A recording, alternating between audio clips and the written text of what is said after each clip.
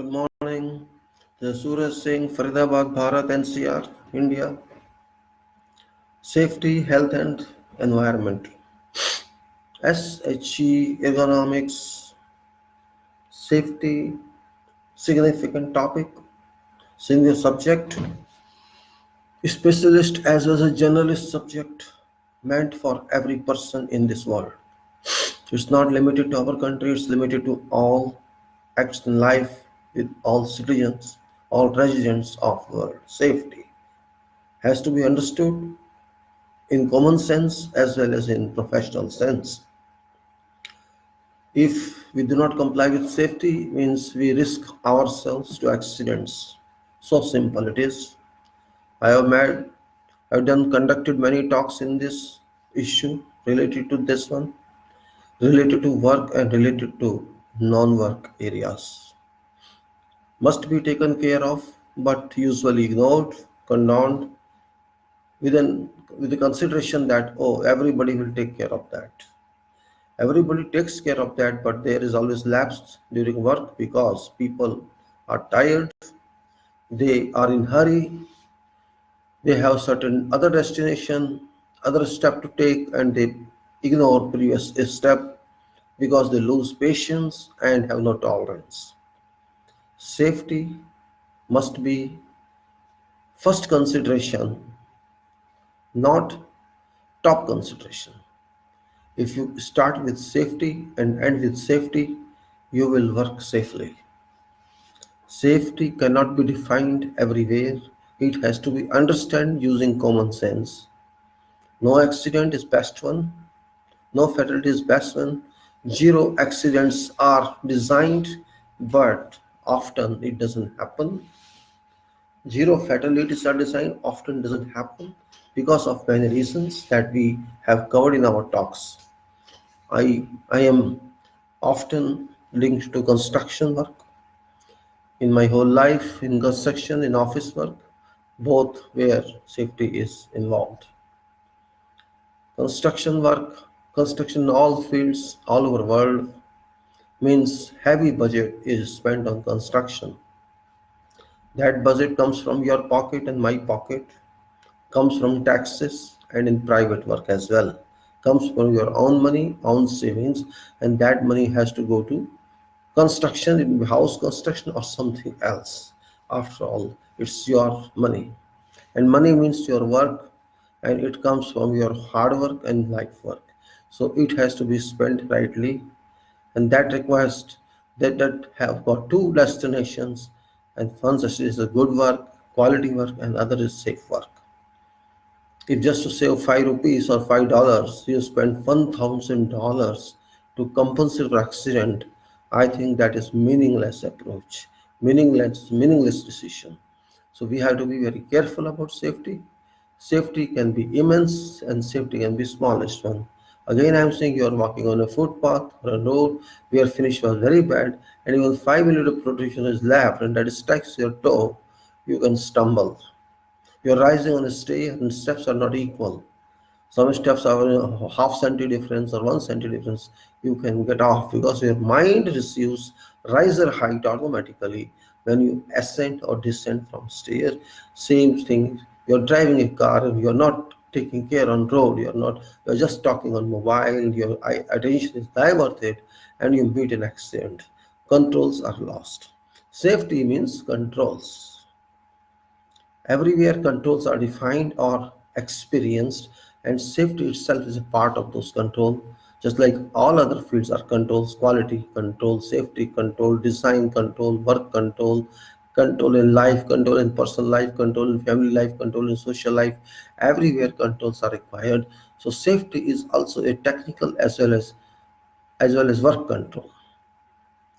If you control that without any specific definition, that is best one.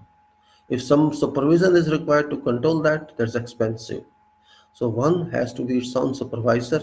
The supervisors are planted, they are deployed, mobilized on such activities, but those cannot work for everybody. They can just have a surveillance on that. A worker is supposed to know what is safety. It's not simply induction of safety, but other activities as well. Safety induction is one thing, safety training is another thing, but safety management is important, which cannot be given in writing. Even if it's given in writing, everybody doesn't read that. It has to be understood. Just like fire is felt and seen, but fire cannot be stored. Water can be stored. Fire cannot be stored. Fire cannot be measured. Its temperature can be measured. Its volume cannot be measured physically. And if it's measured, it varies immediately. Safety is same thing. It's fire. Just it strikes you without telling you. It burns you without telling you. You take any number of medicines, but if you're not precautionary, you lose that. Therefore, safety is such a subject which cannot be restricted to some definition, some title. It has to be employed everywhere. Even if you are working in kitchen, cooking tea, cooking something else, you have to be careful for safety. Gas is there, oven is there, you are there, slippery floor is there in toilet, in kitchen, or where else. You have to be very careful about that. But we don't. We know it, but we ignore it. That's the problem. Ignorance is a problem. Not that you don't know this. Sometimes you know it, but you are careless. Kids are careless. Somebody is walking on a small kid. It happens. A small kid is standing in balcony, and parent forget. They condone. Oh, no problem. Let this kid play. It's his right of kid to play. But that kid suddenly falls from balcony to ground. From sixth floor, it happened in many countries. It happened in our country, and it happened in even UAE and some other country. That is also called safety. You didn't take safety. You didn't think a boy or girl, the baby, and then collapse from the air. That's also part of safety. Means something was left in washing machine, or boy was jumping, kid was jumping, they jumped in, and you forgot that. What I'm to say is, it's not only in work; it's everywhere. If I'm sitting in chair and I'm working like this, oh, this way, oh, means I'm applying a strain on this. I discussed with you subject of ergonomics, management of body, energy, and work, individual work, how you manage your work. Many references were discussed, journals were discussed, book was there which gives solutions of relevant activities and various areas. Again, because we are spending a lot of money in safety and work has been done in various fields, and generally I have written this many chapters on that. Very limited scope is there, but yet it is written. And what I have to safety is in construction projects have been required since time immemorial. It's not new now, and lot of money, lot of budget, you can say 60-70% of budget is spent on development work, and that involves construction projects pertinent to all types of infrastructure and others, and engineers from all disciplines work on such projects, and millions of workers or workforce contribute to such development, all their physically and mentally energies around globe. And engineering has been very significantly working on such projects. It has been contributing its technology onto such projects, and these projects are delivered. And in fact, generally, not every or very literate workers are involved in this world because they are physically oriented workers. They are not mentally or mentally they are very small part, but physically they are 90 to 95% part.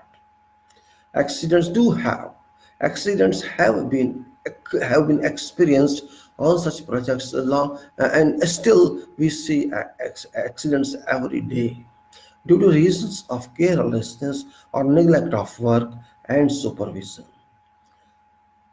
Everybody is interested to do rapid delivery of work. That is right, that's good, but at what cost? At risk of personal attention, and not caring for life value. Means you do very fast work, but don't care about others, whether other person is tired or having fatigue or having a requirement of rest. You are not caring about that. You ignore that, and result is accidents. So risk of personal attention and at not caring for life value created anxiety, inculcates a feeling to make delivery at appointed date, to deliver a milestone, even not having ample rest and sleep properly. I observe that works are not given the adequate attention from safety point of view. Though safety is too significant on such works, but it's not given value to be strictly complied with. Incidents have been reported from various sites, various types of incidents: mechanical collapse incident, machine collapse incident, shuttering collapse incidents, so many other types, and have resulted in fatalities as well. So that is a drawback of people. You can say demerit of working. Various plant facilities are working everywhere all over the world. Buildings are working all over the world. Safety care is intensely required and ensured, but not everywhere. Even after so high level of safety care, bad incidents occur. I understand my duty to share my experience with you for safety requirement, and that is very basic essential of professional management. Now I've just talked about this, and various small writings are available here. To my experience, what I want to project here, but there is no limit. It's unlimited. It's only few statements that I included here, but there is no end. It's limitless. Its construction line, which is everywhere different. Now, many safety management statements have been included covering various technical topics, and each and every activity cannot be included. Only selected activities have been included, but these are based on experience. More statements and methods about how to handle safety can be developed further. There's no limit. You can develop your own, your professional or your semi-para-professional, but your experience. You can write your life experience or your possible experience in form of safety management education. Now, chapters I included are based on actual works affected in field as part of my office engineering experience, field engineering experience, management experience, without including imaginations. No imagination is there. Many years of information have been used to produce this work.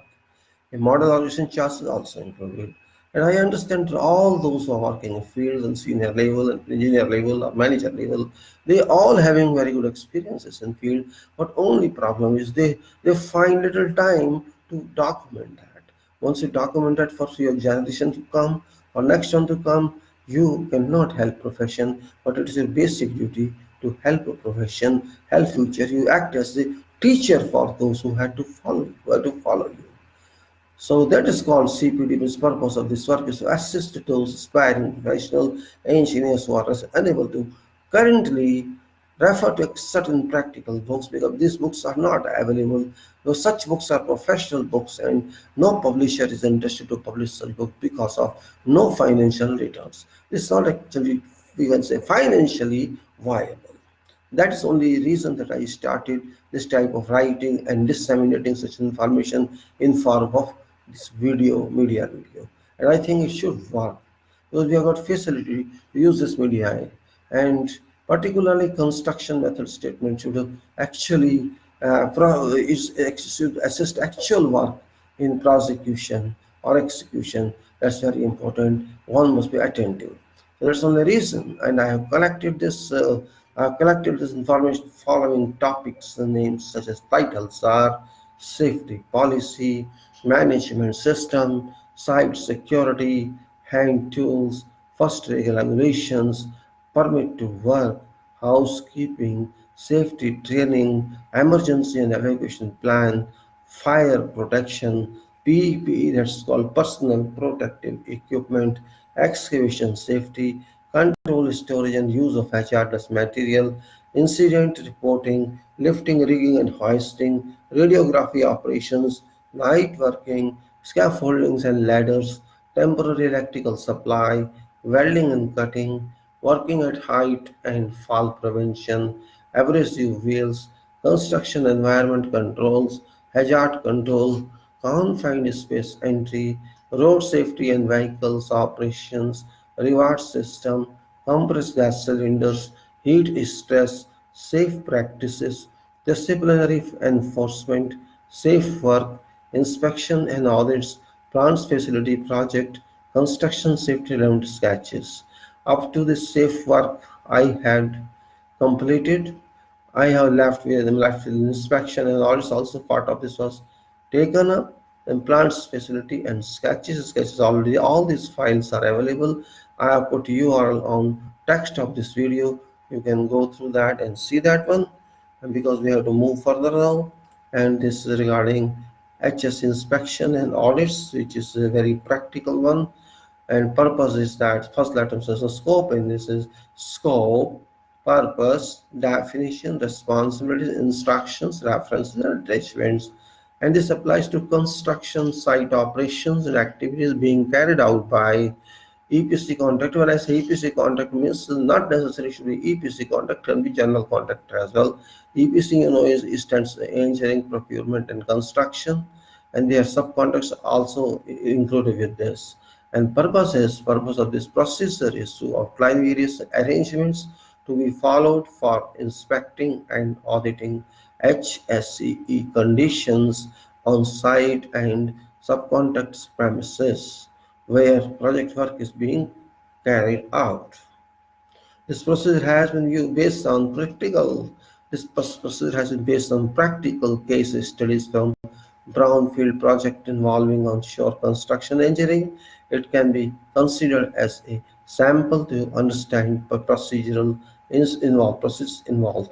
Attachment is are the definitions I have already given, but I'll repeat it for purpose of every talk. So you need not go back to previous video. So definition is safety means safety, health and environment. Disciplines to support project activities. Company means an organization carrying out prosecuting project. Contractor means organization that is one project from owner or client. Subcontractor means the organization that has one part of project from contractor organization. And client means the organization, the entire company in contractual term that has entered project to organization of contractor. Personal means all persons involved in project side activities. Responsibility means job and contract responsibility. And training means training imparted for specific safety topic in job and project site. Management, organization, top, middle, and lower management.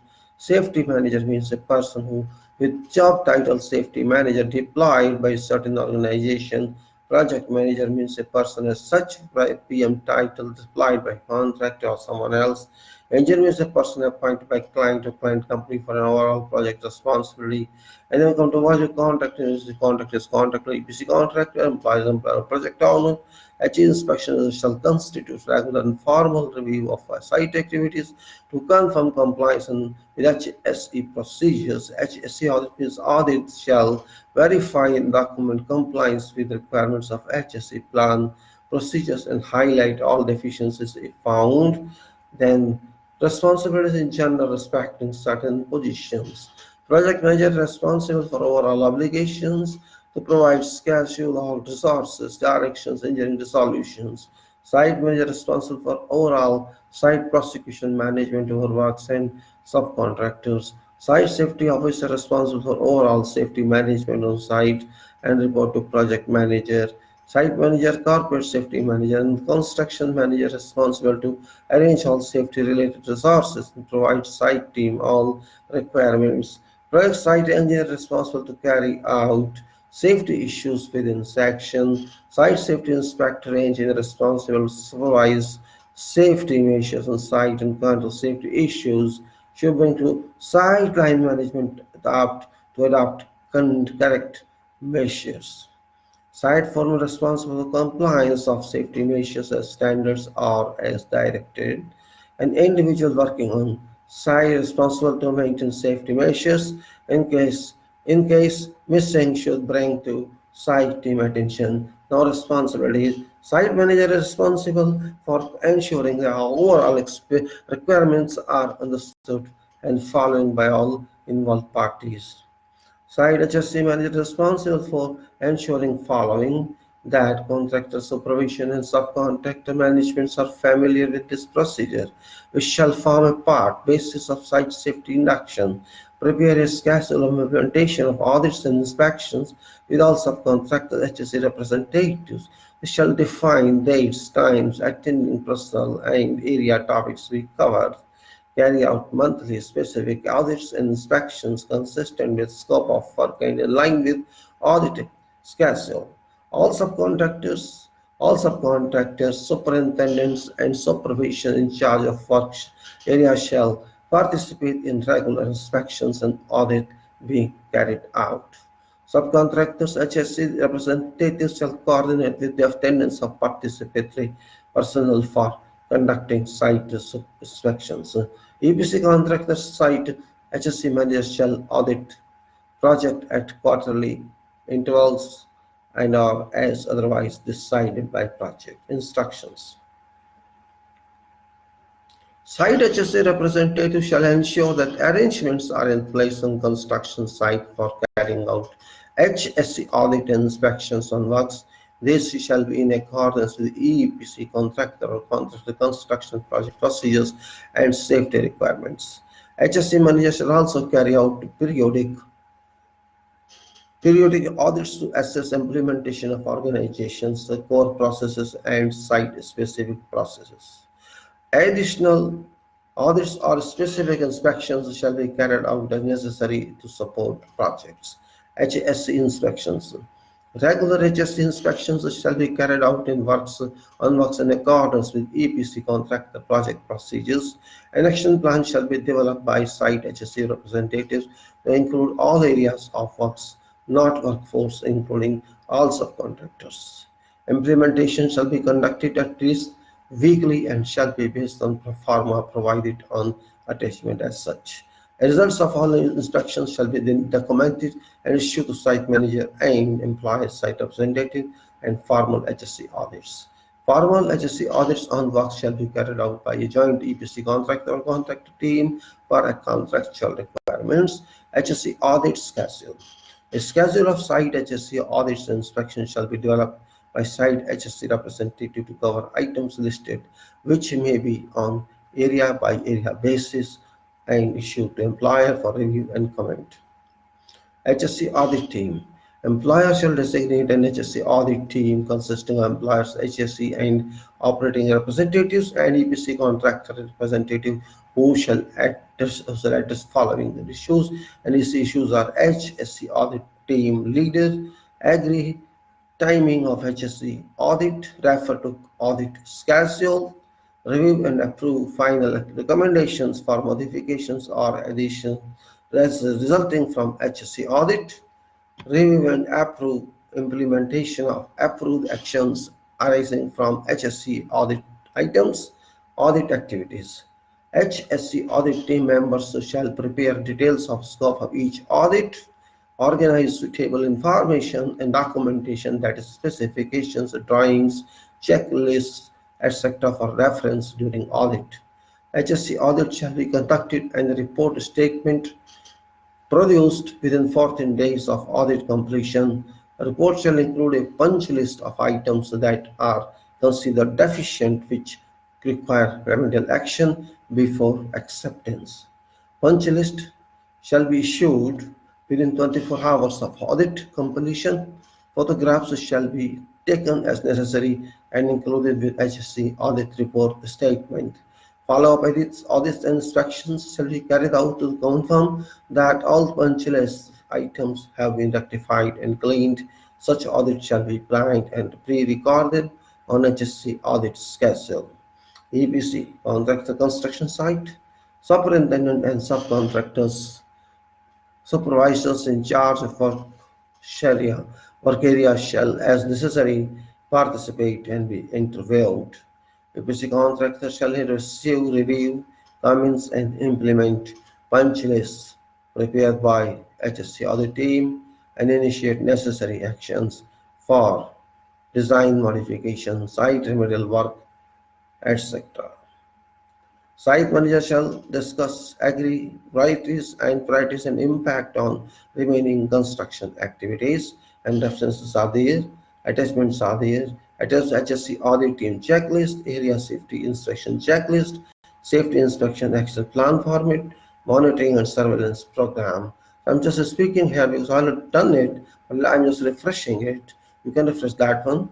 Attachment is industrial plan. This is HSE audit and team checklist, and there's two columns in this: item number and activity. So I'm just going to speak activity, no need of item. Where number of examples: equipment installed in accordance with approved areas classifications, flare fence installed. These are all items on that project. Let's just giving that.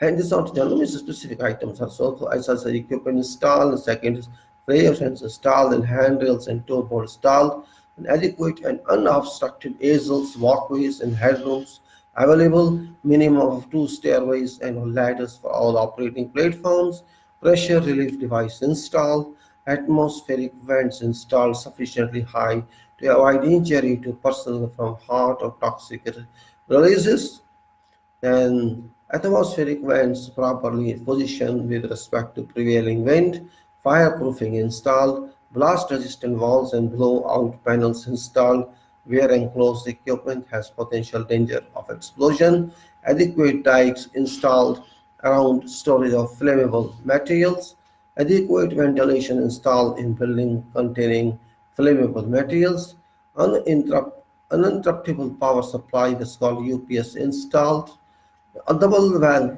installed in cryogenic services where a valve may freeze, ready and safe access, particularly during an emergency, to valves, instruments, switchgear, and equipment. Ladders and stairways located away from potentially hazardous areas. Emergency escape route identified. Emergency lighting installed. Adequate fire and gas detection system installed. Adequate fire water system installed. Battery limit block valves installed. Guards installed around moving parts of equipment.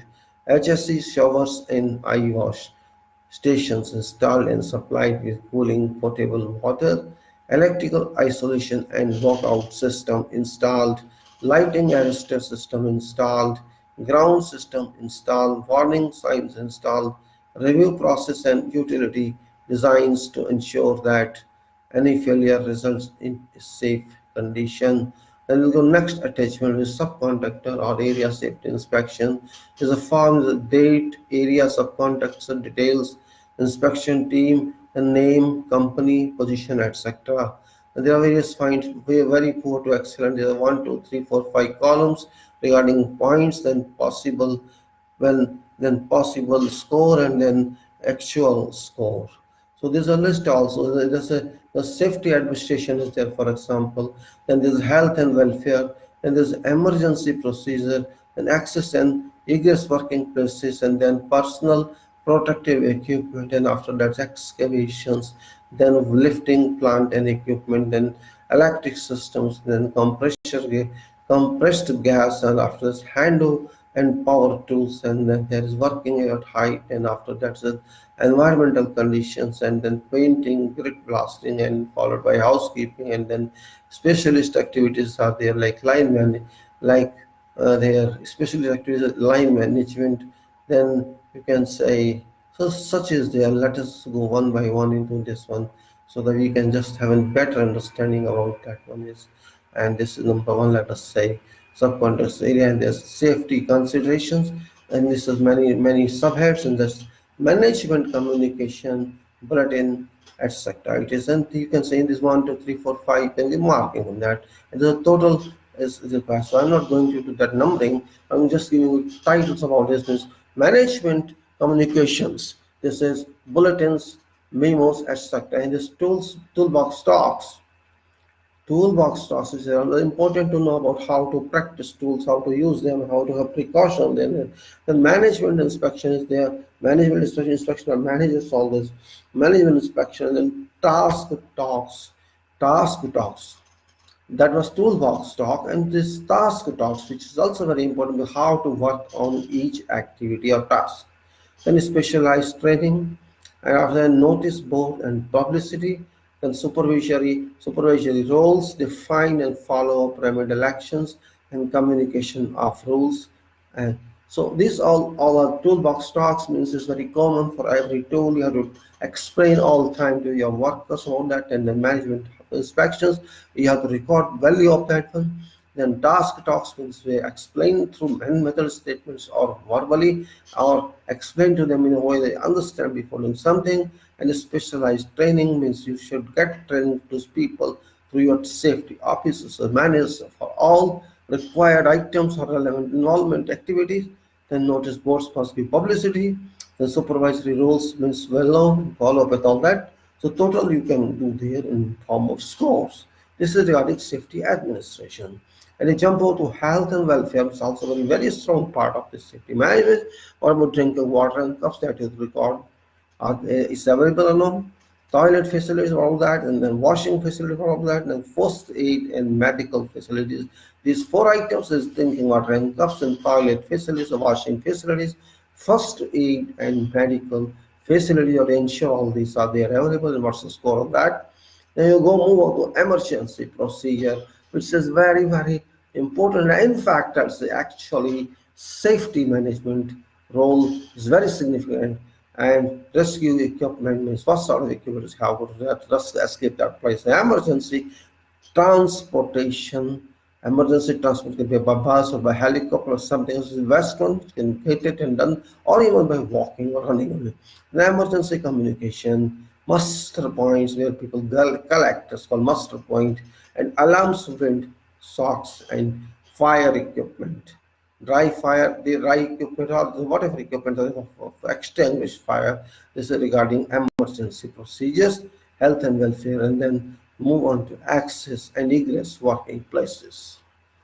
Access and egress working places. This is ladders used, it's a ladders inspected, ladders used, ramps, general access, stairways properly built, scaffolds, erection, grant, guardrails, kick plates, and housekeeping. These points are very common, and you have to check, score, examine, and write.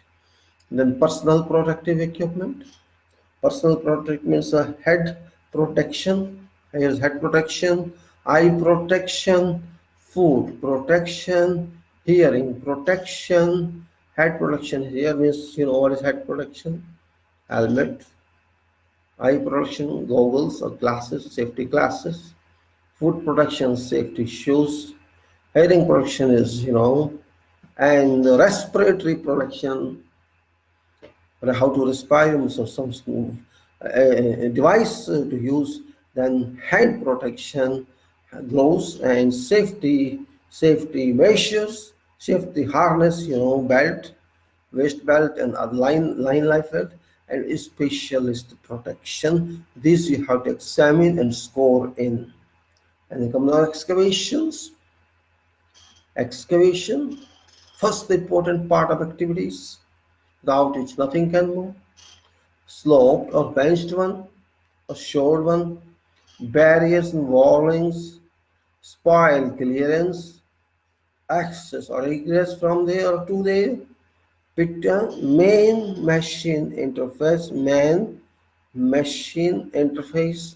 adjacent structures, and usually or utilities protected.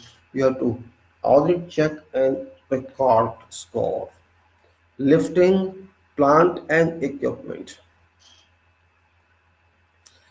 Raising.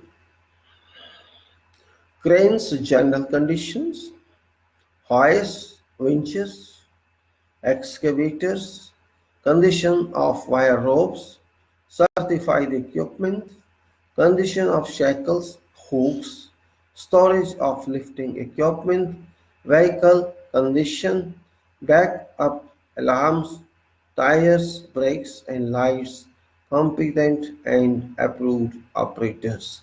These points you have to collect, you have to take information from these points and score in. Then electrical system. Electrical system is temporary electrics, residual current devices, earth leakage breakers, warning sign posts, cable management, fittings and connections. Electrical is very important from safety viewpoint because this can cause havoc if this breaks. Temporary electrics, residential current devices, residual current devices, earth leakage breakers, warning signs posts, cable management, fittings and connection. You have to examine this all and score in.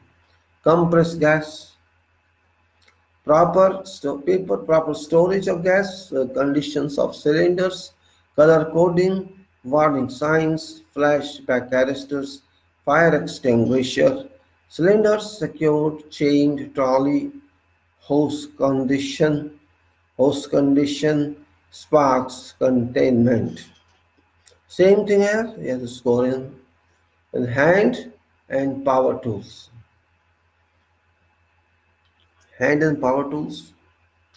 Correct tools provided or used, storage, cartridge operated tools, trained operators, correct voltage, maintenance, cable, hose condition. You have to take care of this.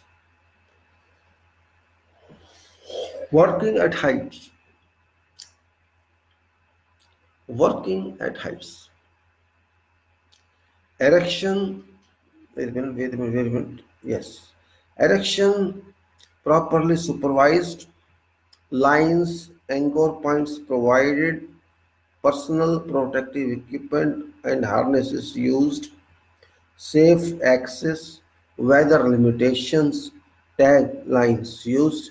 This all you have to ensure and score in. Then further again, working on heights continue. Environmental conditions, you can say.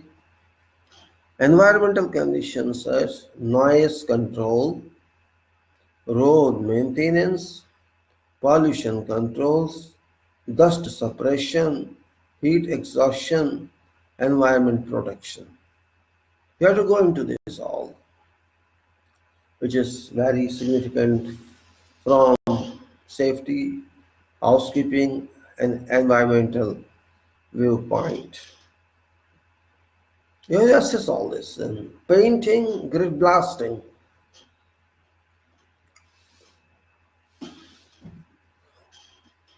ventilation, containment screening, earthing, communications, flammable materials, PPE. Housekeeping. Housekeeping. Good site layout. Good site layout. Materials stacked.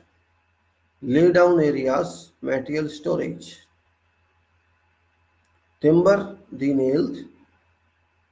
Walkways. Working platforms kept clear. Housekeeping arrangements effective. These points minimum must be considered, and there can be more points as well. There may be many workshops, there may be many places where housekeeping is required on sites, and specialist activities, pressure testing, barrier signs, radiography, heavy lifts, hazardous substances, others, line management. Line management, adequate supervision, commitment, near misreporting, incident follow-up, safety awareness, toolbox talks. Now this was list. Now we go to action plan. In action plan, We have four columns, say observations or comments, and then actions, then names, and then when. We have to observe our activities and then write into this for action purpose. We have to write observation, commissions, comments, and then we have to write who has to act. And after what's his name or name and then when. This is called the table of action plans here. And this is monitoring and surveillance program. Here are various levels. Monitoring and surveillance program. First is level 1, management audit. Management audit. In management audit, you can say that is one side is your writing description, and other side is you can say what is possible score of that, and what is actual score, and what is achieved. Means we have to see percentage achieved. So columns are the serious section one is, and then description, and then possible score, and then achieved. This is for all descriptions is talked about. For example, let us say there are 12, no, not 12, there are many more than 12. About 18 I have taken here, thanks to so. Number one is leadership and administration.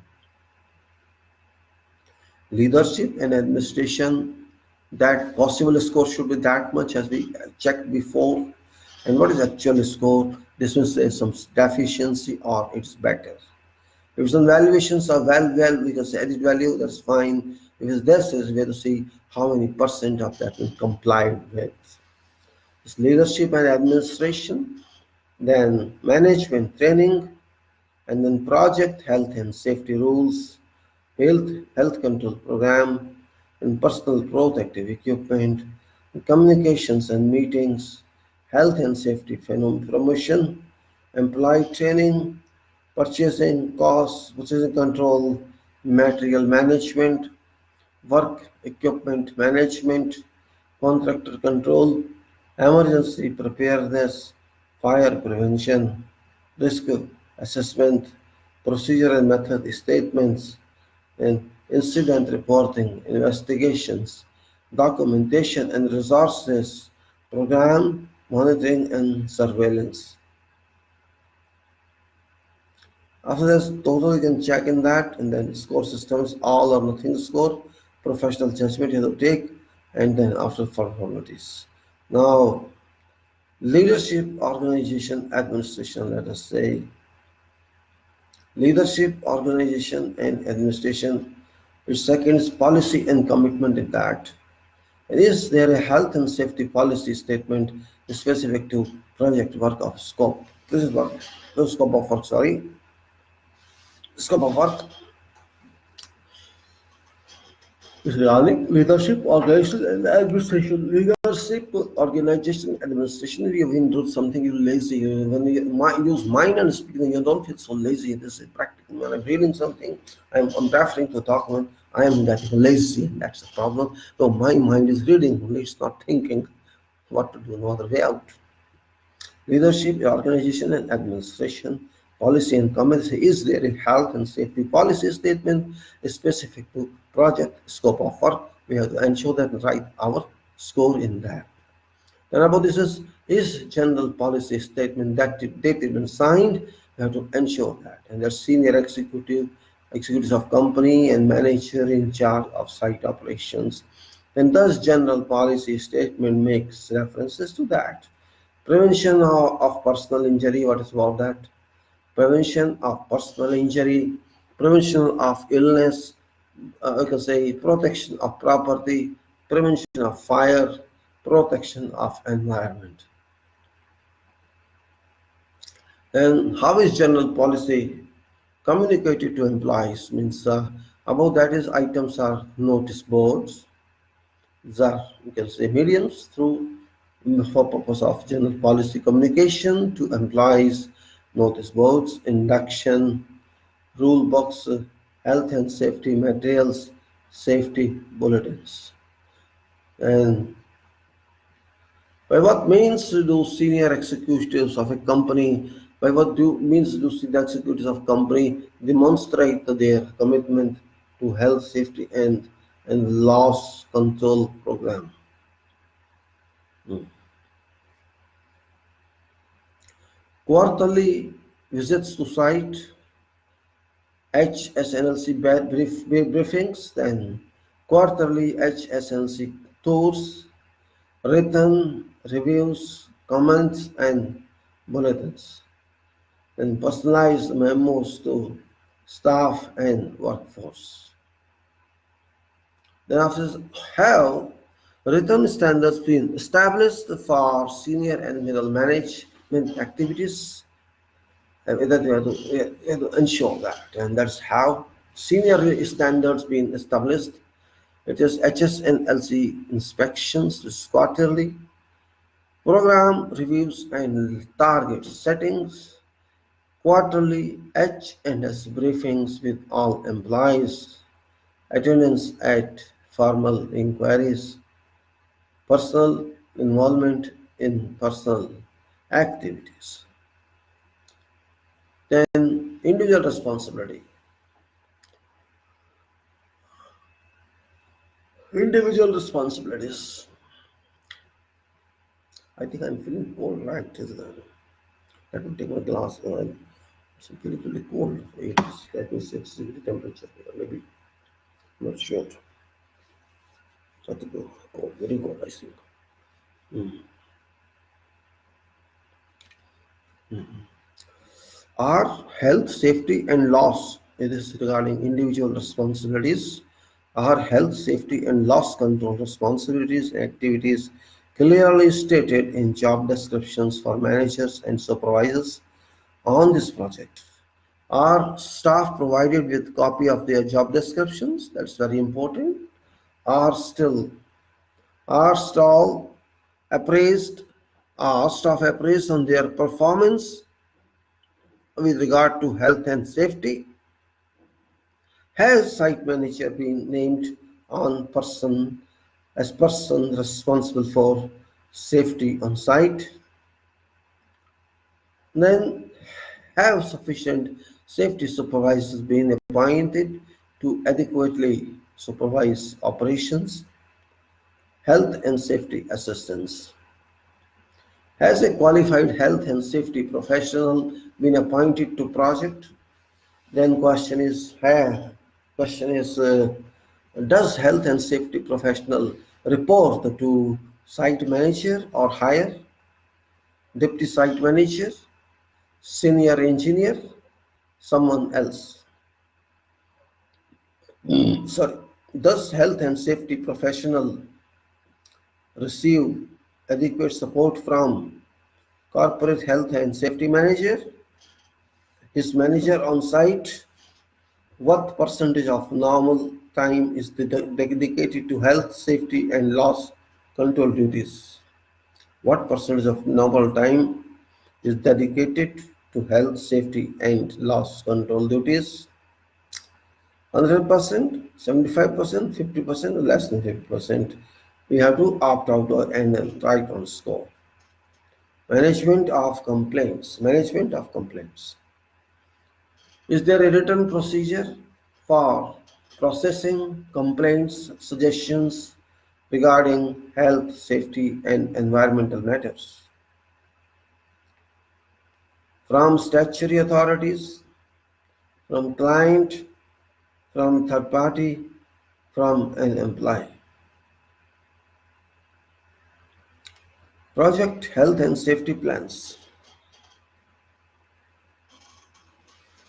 Has Has a health and safety plan been produced clearly, setting out standards of activities that managers, engineers, and supervisors are required to achieve in order for joint venture to achieve a project health and loss control objectives? Does plan contain following items? You have to ensure that attendance at health and safety briefings, conducting toolbox talks, monitoring inspections, risk assessments and method statements, job observation, communication and promotion, hazards and incident management, and continuous professional development, health and safety, code attendance. Let me repeat this. Does this plan contain following elements? Attendance on health and safety briefings, conduct a toolbox talk or toolbox talks, monitoring and inspection, risk assessment and method statements, job observation, communication and promotion, and hazard and incident management, and continuing professional development, health and safety course attendance. After that,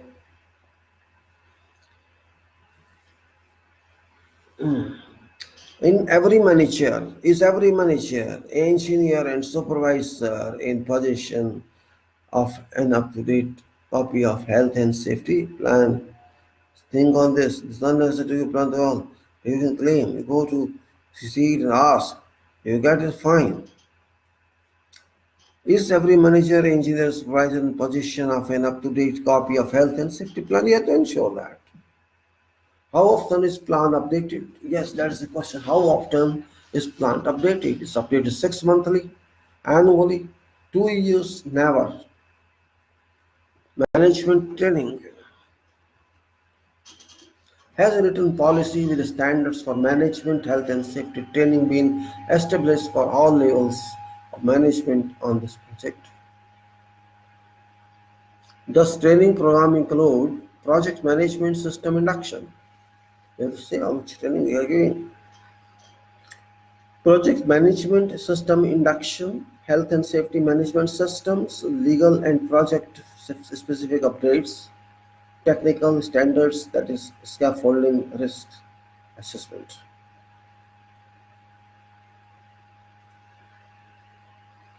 Has management training schedule been developed? These are all questions we are saying no. Have adequate resources been provided for health and safety professionals to attend training course? And are all specialists, craft supervisors, holder of certificates of training achievement?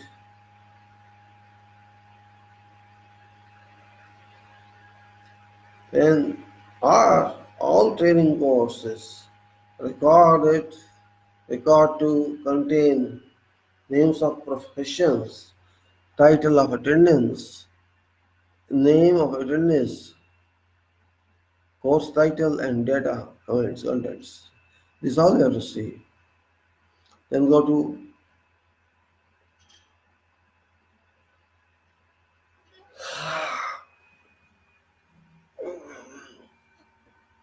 hmm, we'll go to after this section project health and safety rules. That is what's for that project health and safety rules. General health and safety rules project specific. Have project specific health and safety rules been prepared in writing for purpose? You have to write there in opposite column. That. Did it come? Yes. Project general health and safety rules project specific. Have project specific health and safety rule been prepared in writing for project? We previously discussed for no for safety rules. It's against the very. So we have here have project specific health and safety rules been prepared in writing for project? If so, how are these rules communicated to employees? Copy to each individual, notices posted to reinforce rules, rule itemized as induction at induction, Rules review during toolbox talks.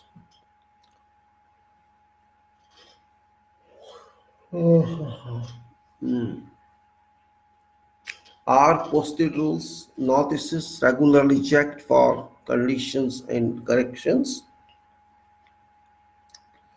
Is there a system for each employee to acknowledge in writing receipt of rule book and rules have been explained to him?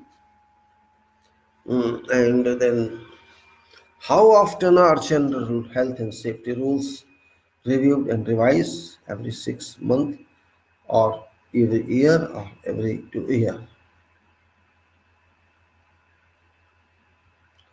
Then are revised rules communicated in formal way? Then is there a formal system?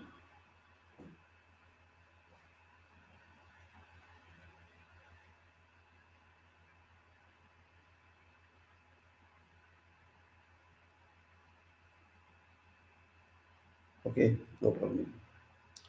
Is revised rules communications in formal way? Is there a formal system in place for identification of critical conditions, occupations, and activities requiring specialized and specific health and safety rules?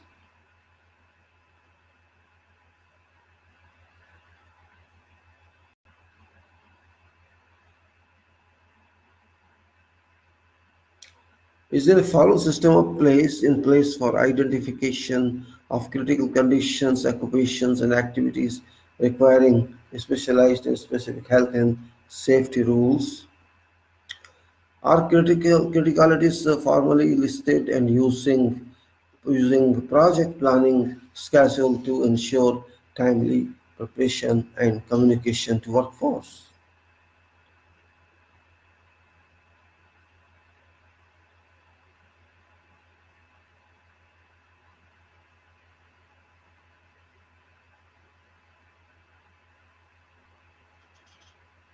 All right. Health Control Program. Schedule for health hazard identification. Is there a health control program containing following elements or elements? Have all occupations and work arrangements being assessed to identify rule to health?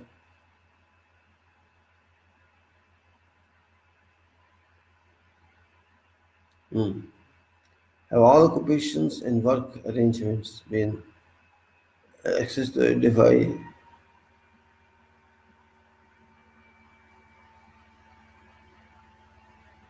uh,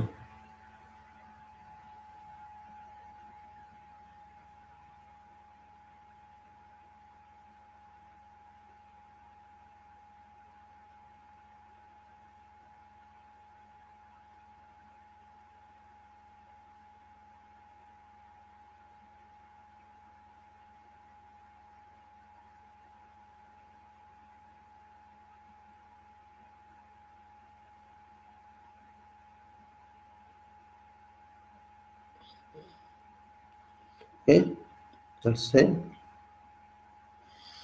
Is there a health control program containing following elements? Have all occupations and work arrangements been assessed to identify risk to health? Have following hazards been identified? Risk assessed and control policies and procedures developed? Chemical, noise, manual handling, temperature extremes, biological, radiation, and dust and fume and other driving operations. I repeat, chemical, noise, manual handling, temperature extremes, biological, radiation, dust and time, and others, driving operations, etc. You'll say how they are talking. They think.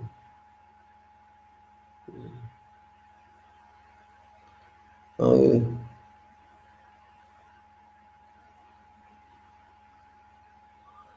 then control of substances hazardous to health.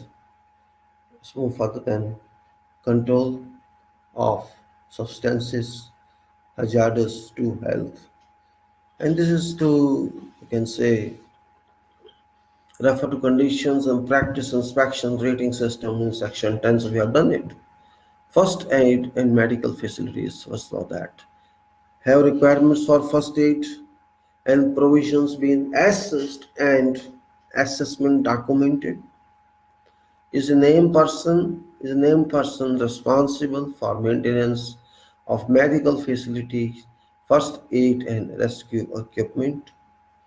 Is medical first aid and rescue operation rescue imminent for right? Is medical first aid and rescue equipment additional and sufficient? Are sufficient qualified first aid persons available by such?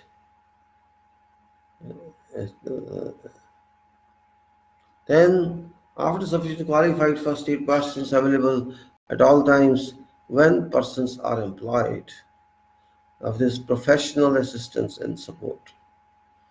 Have arrangements been made to provide a medical practitioner to advise on medical matters, treatment, other issues?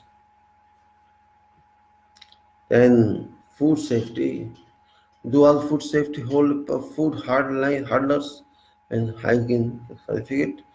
And then pre-employment pre-employment health or assessments.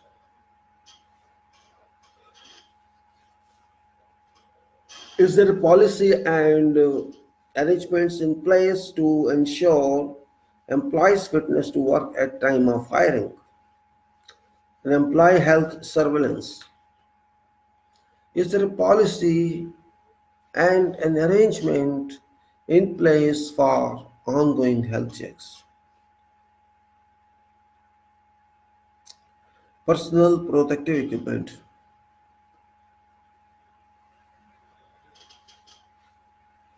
Hmm. Personal protective equipment and assessments, purchase and control. Is there a written policy for carrying out assessments or occupations and work locations to identify requirement and standard of our PPE? Is there provision on policy for employee involvement in selection process? Is there a procedure for checking PPE? Yes, and this is a PPE. And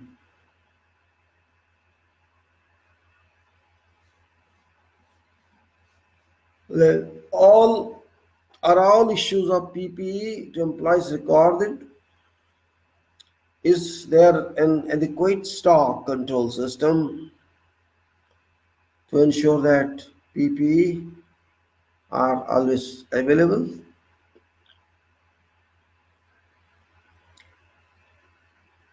Hmm.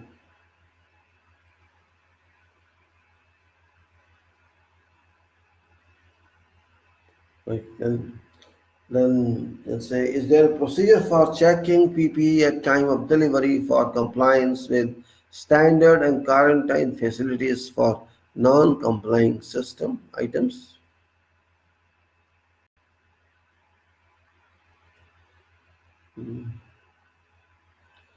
Okay, and are all issues of PPE to employees recorded? Is there an adequate stock control system to ensure that PPE are always available? All this we have to ensure. Inspect and then go to inspection, instruction, fittings, and maintenance. So these are all very boring actually, but these are mandatory. Instruction, fitting, and maintenance. You go like this, then Is there a written procedure to ensure that employees are instructed to use and care of PPE issue them? Hmm. It's difficult to sit. Sometimes, yeah. Hmm. Yes, I'll stretch my legs for my. Yeah, yeah. Yes. Is there a written procedure to ensure that employees are instructed to use and care for PPE issued to them? Is there a written procedure and facilities to ensure that employees are correctly fitted and equipment is correctly adjusted? Employments correctly fit this equipment. Is there a written procedure for purchase and maintenance of PPE? Is there a system to record proper cleaning and maintenance of PPE? All these questions. Is there a system to record proper cleaning and maintenance of PPE such as respirators, ear defenders, safety harnesses, and life jackets? We do this? Yes, answer. But this wasn't the husband. Right? Then is person responsible for maintenance of PPE competent to carry out this work? Is there a register listing PPE requiring regular inspection, maintenance certificate? This you have to score in. Right, that one. Monitoring of standards and use. Is there a schedule for monitoring compliance regarding use?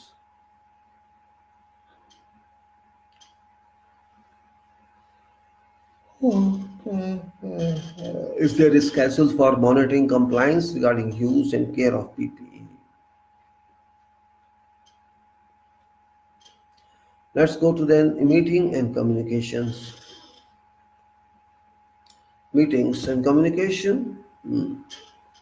Yes, you can say. Is there a written schedule for management, health, and safety meetings? Then are meetings chaired by project manager, construction manager, senior engineer, health and safety advisor?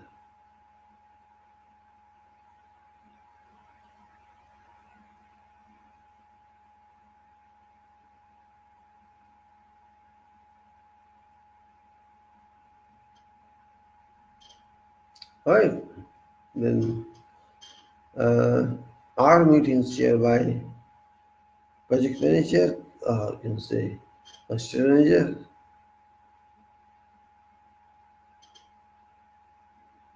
right? Mm. Is a formal agenda for meeting,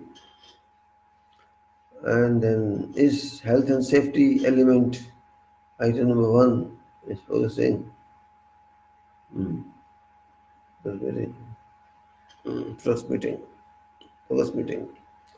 Are meetings can managed and action items also.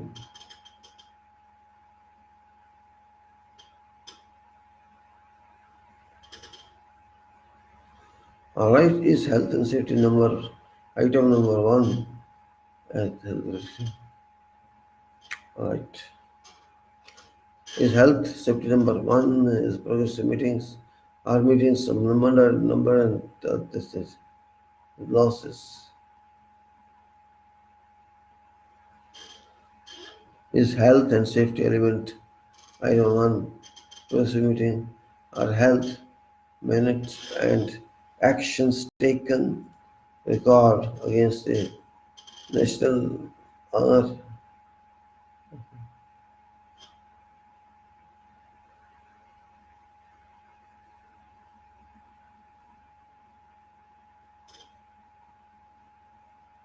Oh,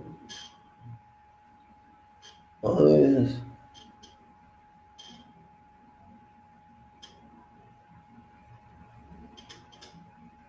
All right. Then we go further. Our meetings minuted and crisis. Hmm,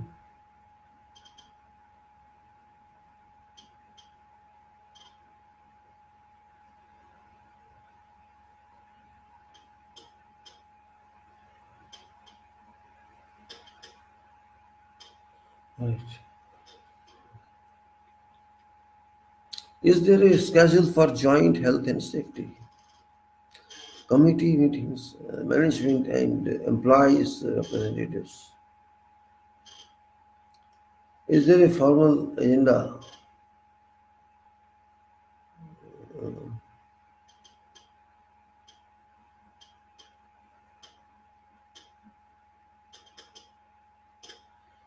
Alright, then is there a written procedure for following up actions? Now, common features.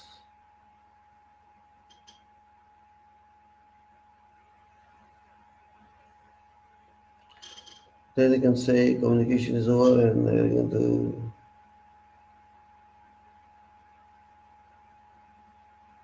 health and safety promotion.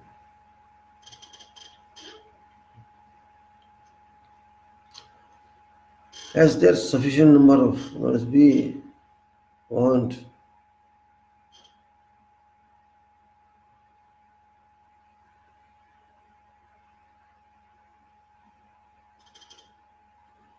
Okay, health and safety promotion. Are there sufficient notice boards provided and clearly marked and and that was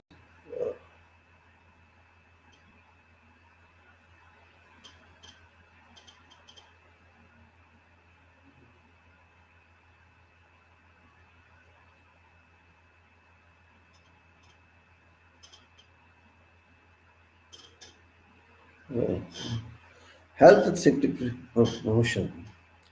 Are there sufficient notice boards provided?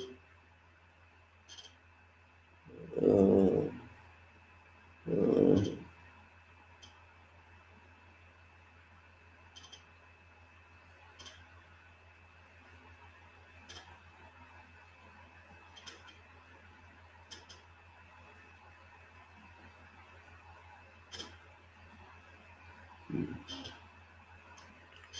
health and safety promotions.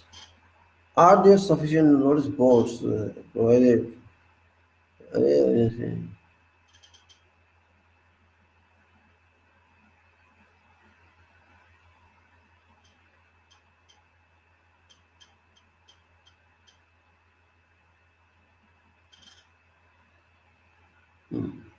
Are there sufficient notice boards to provide provide provided and clearly marked any deviation not to see it?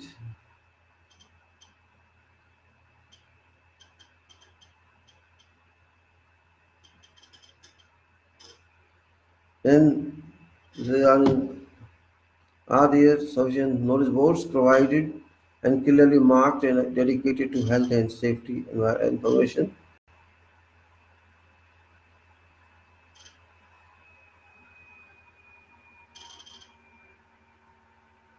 Are notice boards regularly maintained and updated? Are health and safety notice boards located so every employee has to ensure its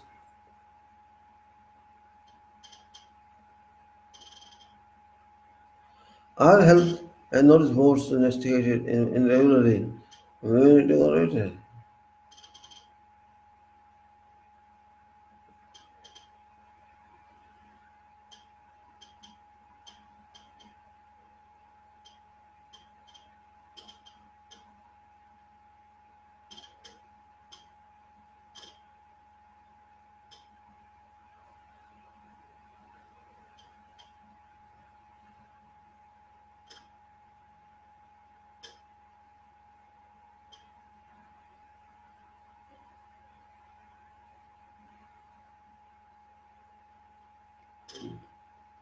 All right, now continue.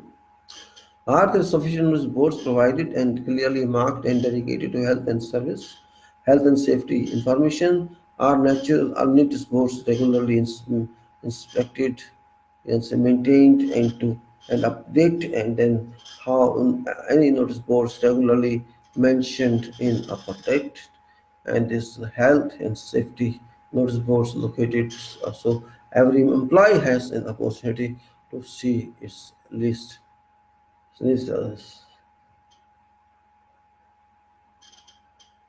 And has a promotion, health, and safety campaign program been scheduled? After that, does the program this program include posters and reservations, reservation,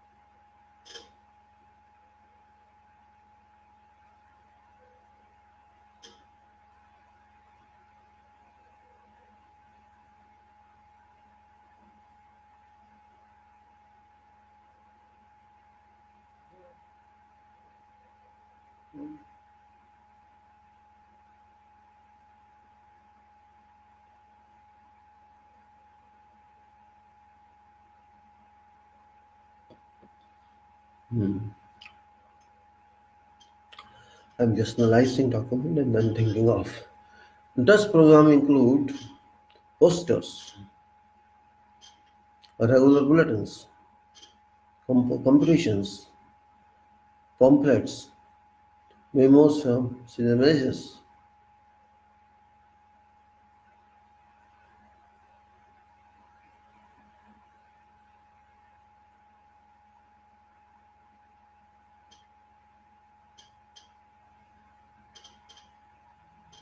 Right. Does program include posters, regular bulletins, competitions, pamphlets, memos from senior managers, individual awards, and supervisory group awards? After that, employee training, general project induction, general project induction. Then in this is has every employee, including contractors, employees, all.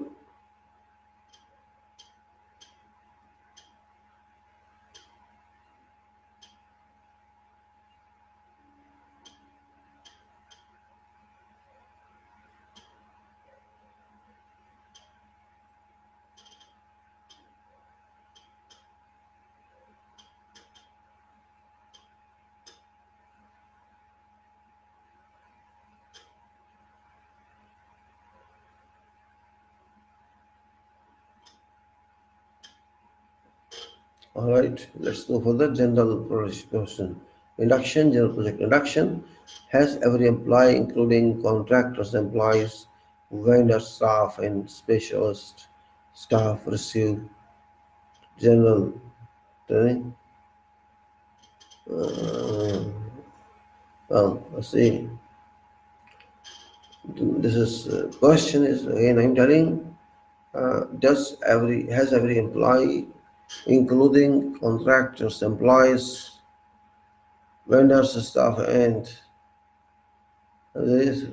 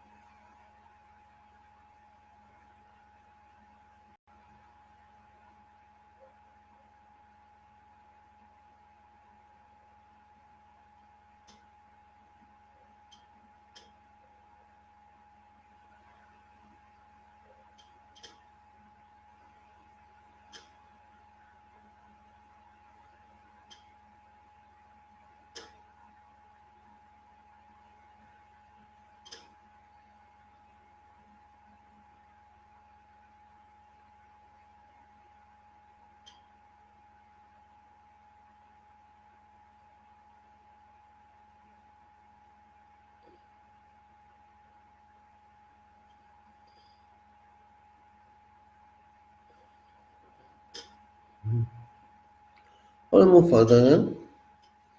Further after that, about employees, does health and safety induction program include purpose of project and overview of potential hazards and overview of controls, health and safety objectives, site rules and regulations, individual responsibilities, personal protective equipment standards, accident incidents and hazardous reporting, first aid and legal welfare organization, losses,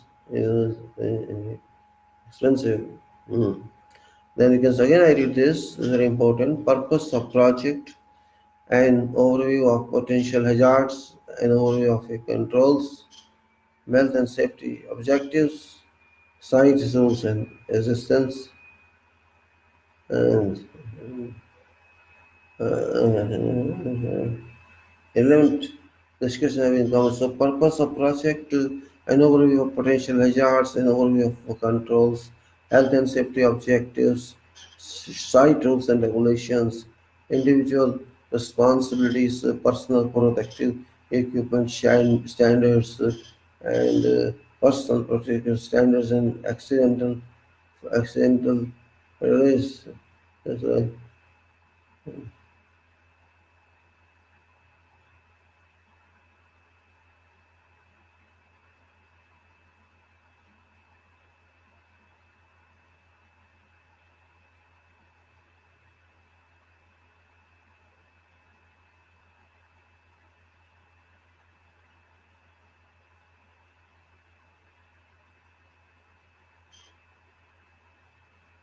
Then let's say so. It's very long list and factor. Let's the purpose of project, overview of potential hazards, an overview of controls, health and safety objectives, site rules and regulations, individual responsibilities, personal protective equipment standards, incident or hazards reporting, first aid and welfare arrangements, and first aid and welfare arrangements and emergency procedures and marine activities and then environmental matters. And recording our records kept in attendance and that's a date, name, or in this is, 10 and say his are date records kept of all attendees, date, number of name of attendee, give the record, date of person and name of the attendee. I'll say seat. Yes. Uh,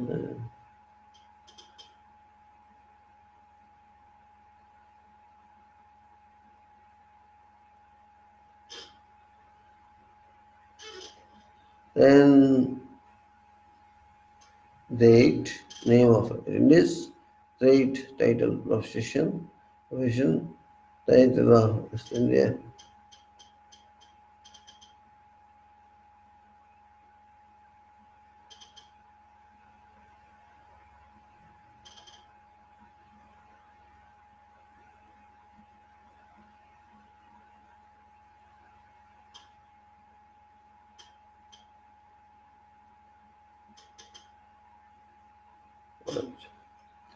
Then we'll say have a lesson plan, and content notes being produced.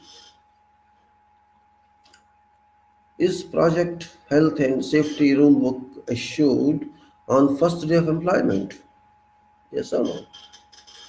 How often is induced induction program course content reviewed?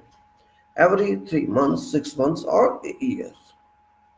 How is effectiveness of induction evaluated? By observation at workforce or other methods? What is duration of general inductions course? It is 1 hour, 2 hour, 3 hour. Is there a program for at least one follow-up?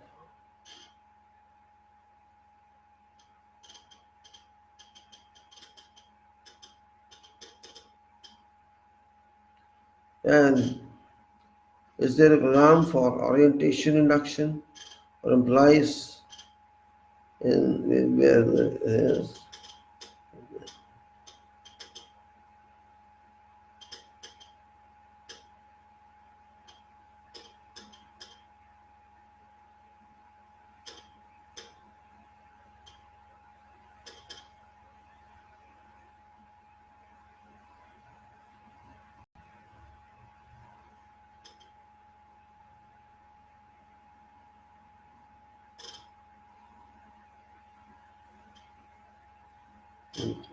then basically we have to move it slow on this. So is there a program for at least one follow-up session within 3 months of initial induction? Yes. Then is there a program for orientation induction? That is, so that country may be in support of employee or employer. Is a program for at least one follow-up section 3 months of initial lesson? Is a program for orientation of induction of employees who are transferred from one area of operation to another? Then specialist training. Is there a formal system for identifying and evaluating training needs? Then how has a schedule of training course?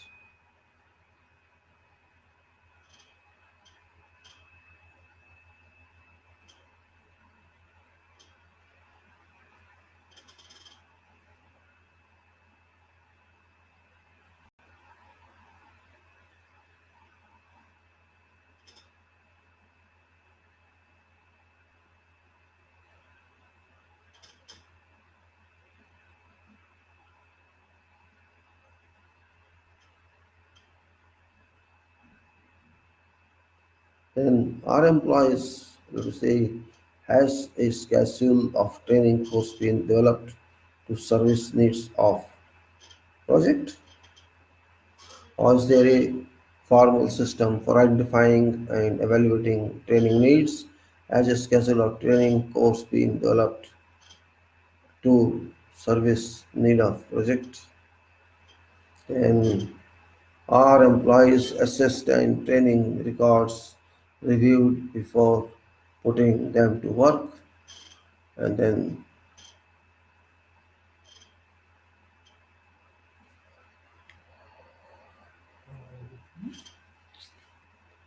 hmm, now purchasing control and material management. Purchasing control and material management.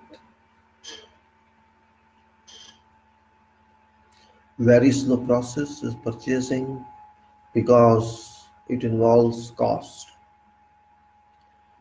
About 80% costs of projects go to this part. No, no engineering support. No engineering. No engineering as such.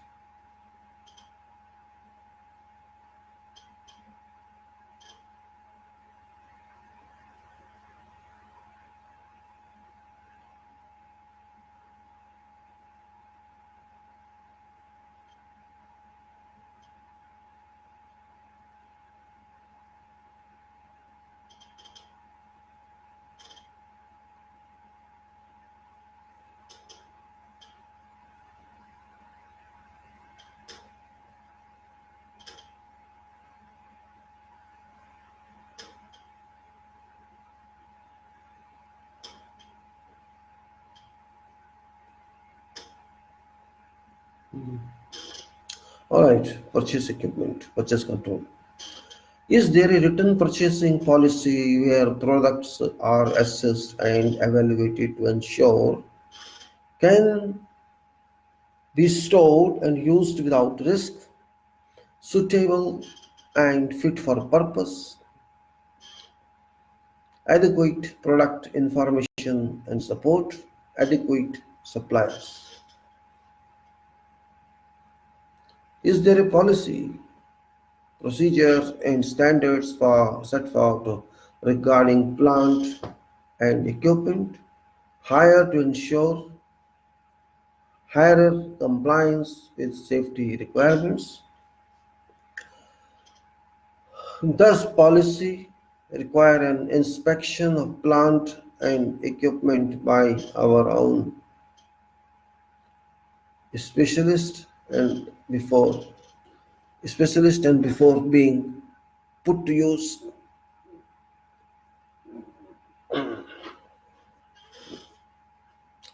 Do you maintain a plan? Do you maintain a plant and equipment registers and a maintenance schedule for all hired plants and equipment? Is there within policy a requirement for consultation with health and safety specialist before?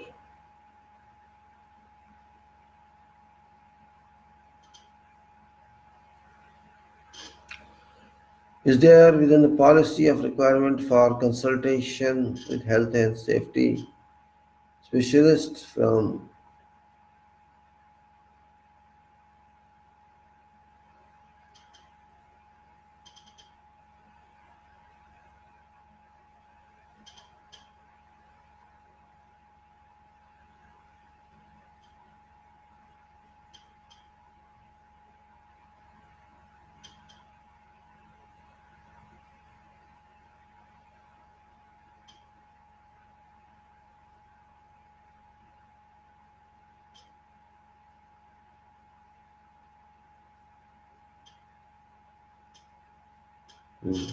Okay. Uh, do you maintain a plant and equipment register and a maintenance schedule for all hired plant and equipment? Is there within public body, uh, body of, you can say, people who are not very serious? Uh, uh, okay,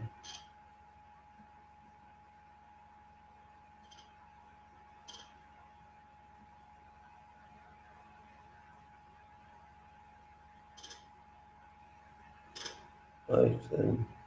Is there within policy a requirement for consultation with health and safety specialist before purchase of a product or service is agreed?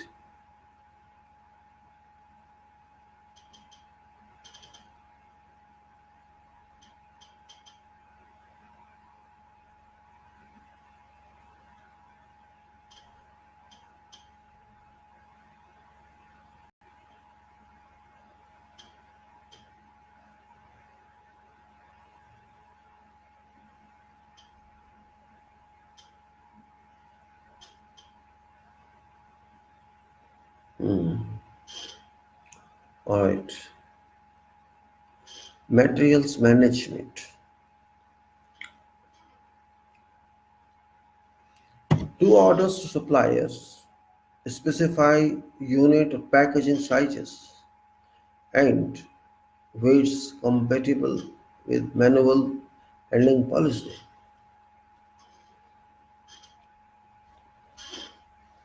Is mechanical handling equipment always available for unloading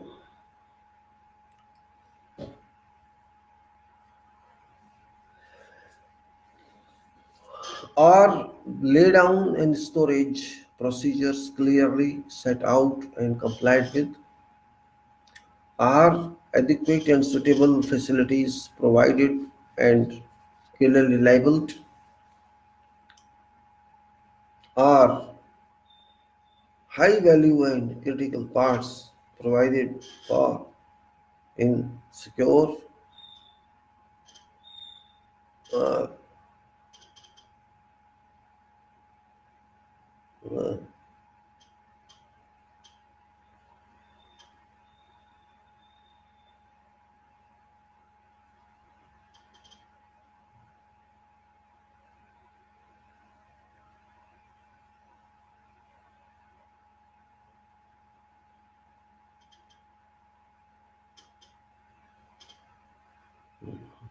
Okay.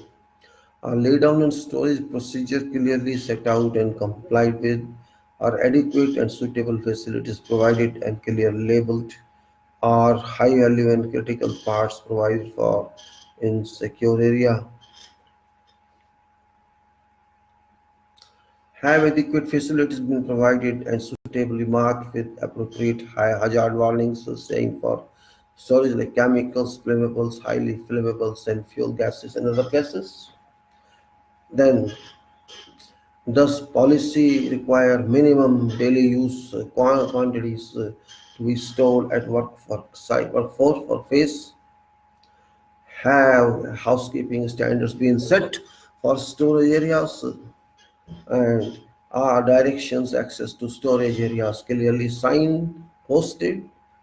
Then we do work equipment management. Cold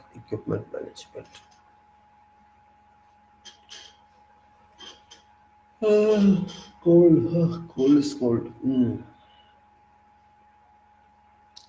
When purchasing, is there a clause? When purchasing, is there a clause, standard clause setting and specifications for purchase of work equipment? Is there a system for checking all work equipment purchased to ensure compatible compliance with standards? Is there a procedure for critical examination of defective and failed work equipment? Is there a register of all work equipment requiring statements? Uh,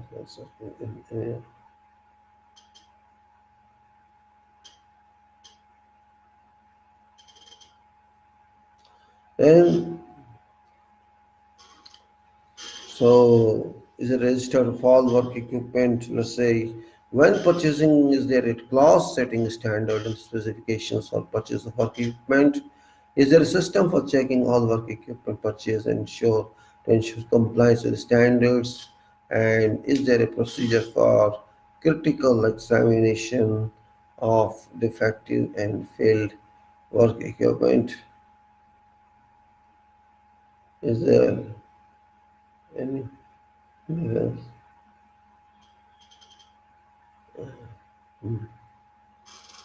Is there a procedure for critical examination of defective and failed work equipment?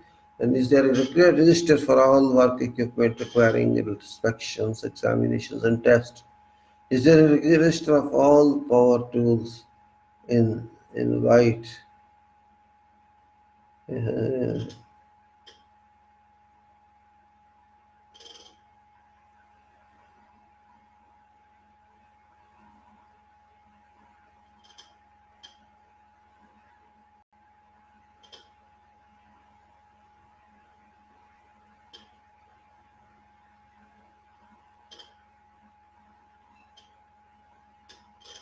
hmm. All right, then is there a register of all power tools in use and schedule for periodic inspection and tests as necessary? How often are random checks being carried out in hand tools? Every 2 months, every 6 months, annually, or never?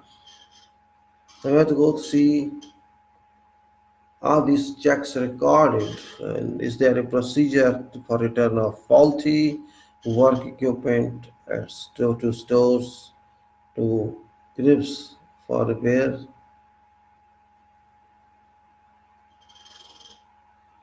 And is there a procedure for return of faulty work equipment to stores, to grip for repair, replacements, and taxes establishes cause of failure?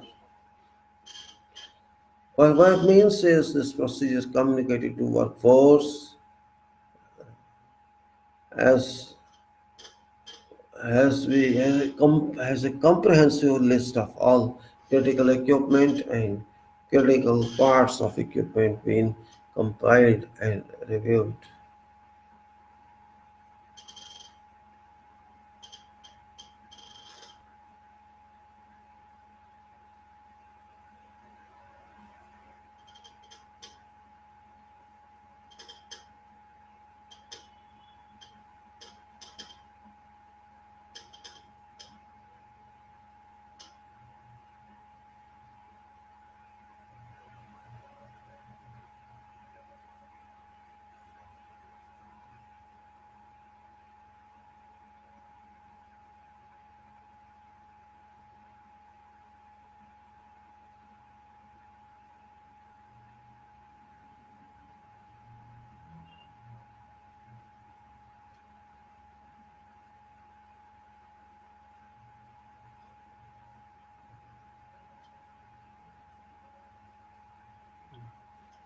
Hmm.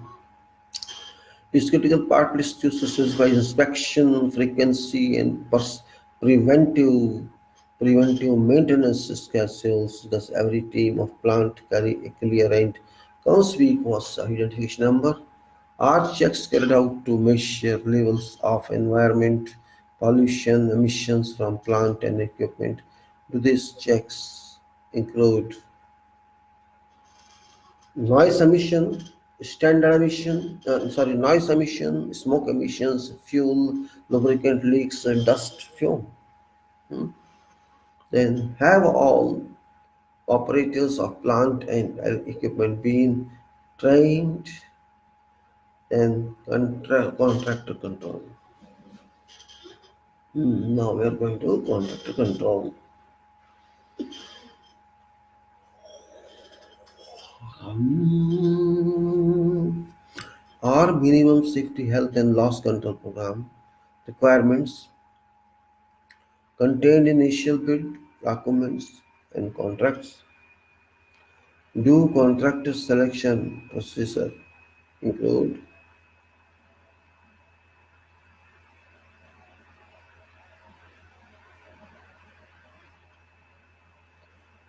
Do contractor selection procedure include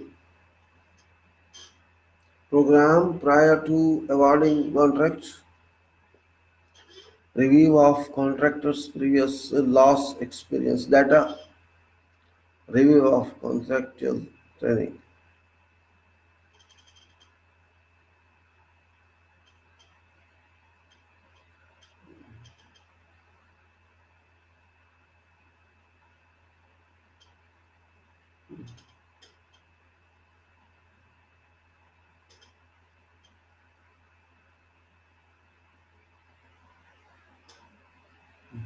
Okay.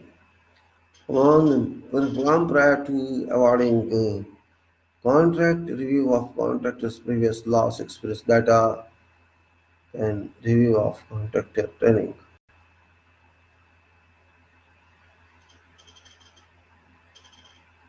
Then, prior to award of contract, are contractors furnished with health and safety plan and standards set for project? Are pre-award and post-award health and safety meetings held? Are following reports required in order that contractor performance and achievement can be monitored? Incident reports, inspection reports, uh, was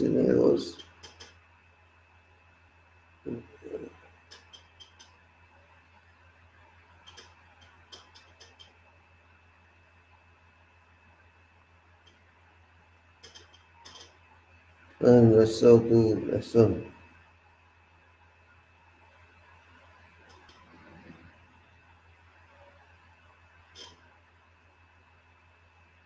Mm.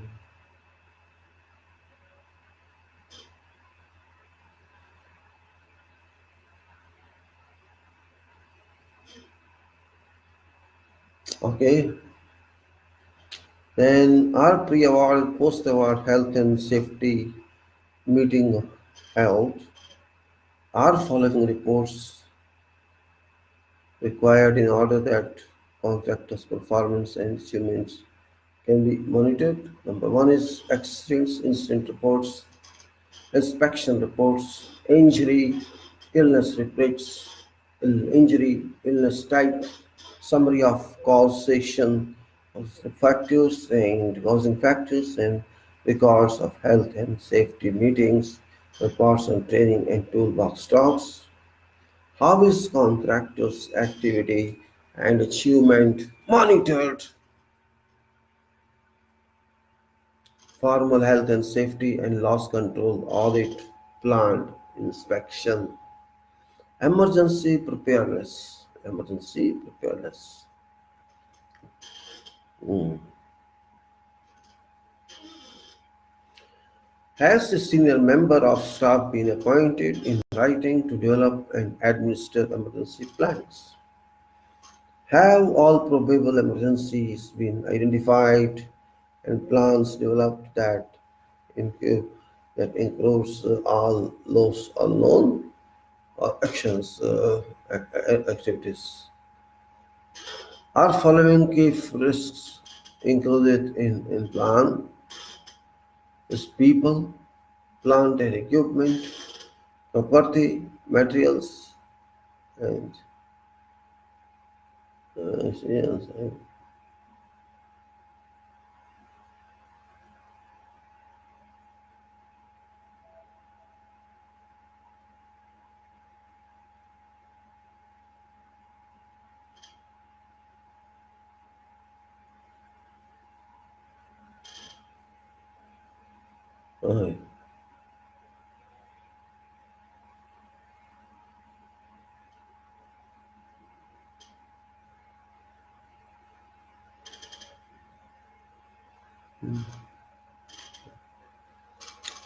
all right. Are following key risk plans in plan people, plant and equipment, property, materials, public and third party risks. Have clear written procedures been prepared and communicated to staff in workforce? Are regular drills and exercises carried out involving staff in workforce?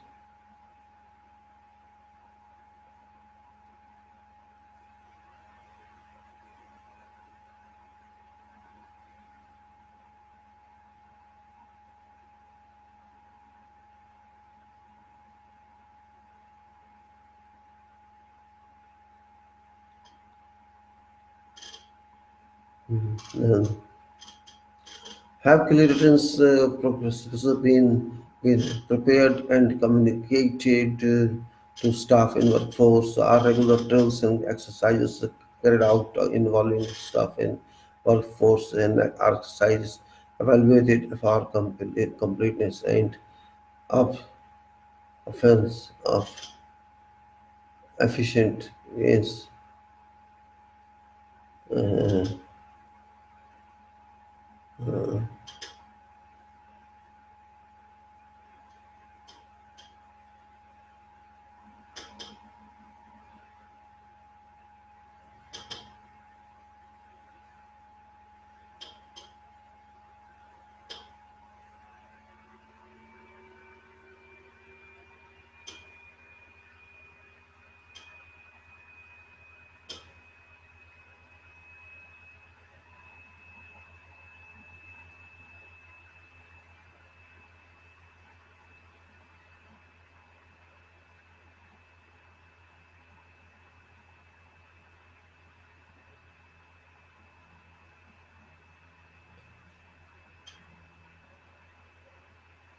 mm, mm. Okay, we move further.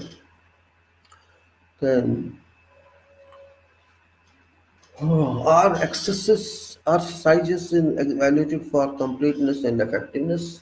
Are sufficient personnel trained as marshals, wardens to ensure plan is properly administered? Does plan include effective communication with workforce, emergency services, client, local authorities, media? Does plan include damage, limitation and salvage of project assets and collateral? Does uh, does the plan include development of murals and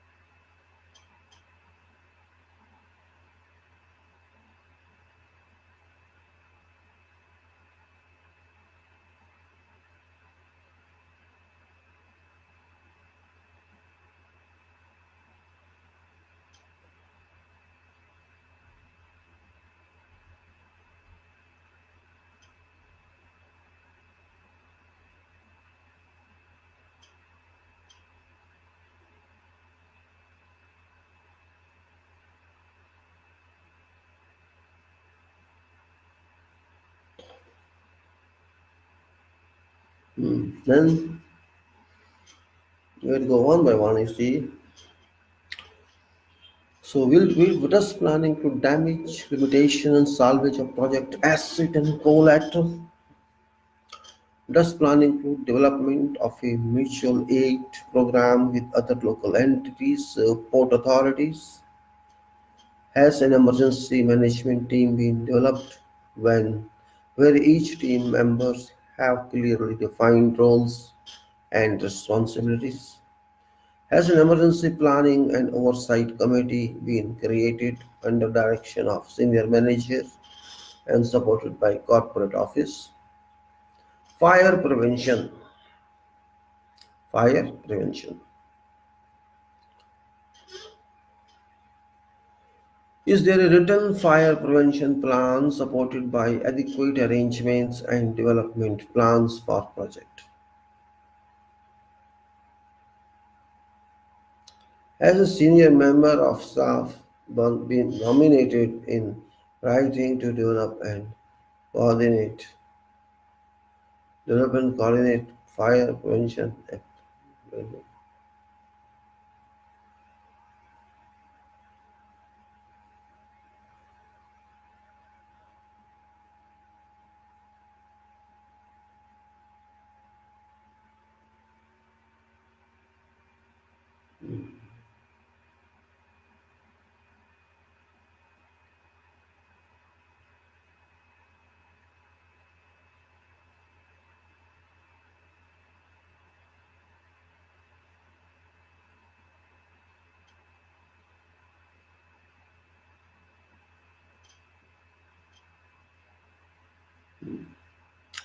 Then fire prevention is very.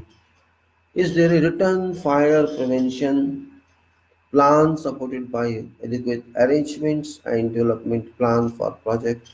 Has a senior member of staff been nominated in writing to develop and coordinate fire prevention plan? Has a senior member of staff been nominated for writing to develop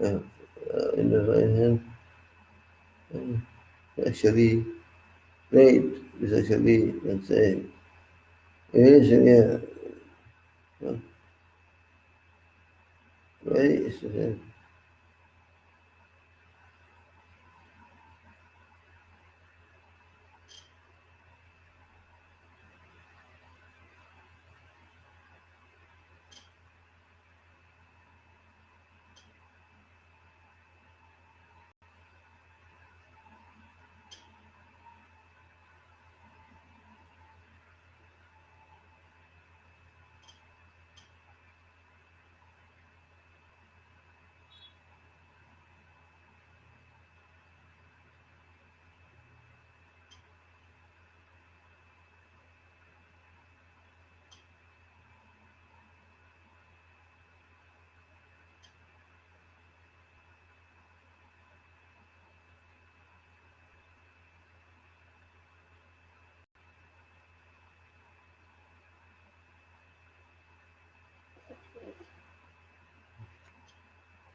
Right.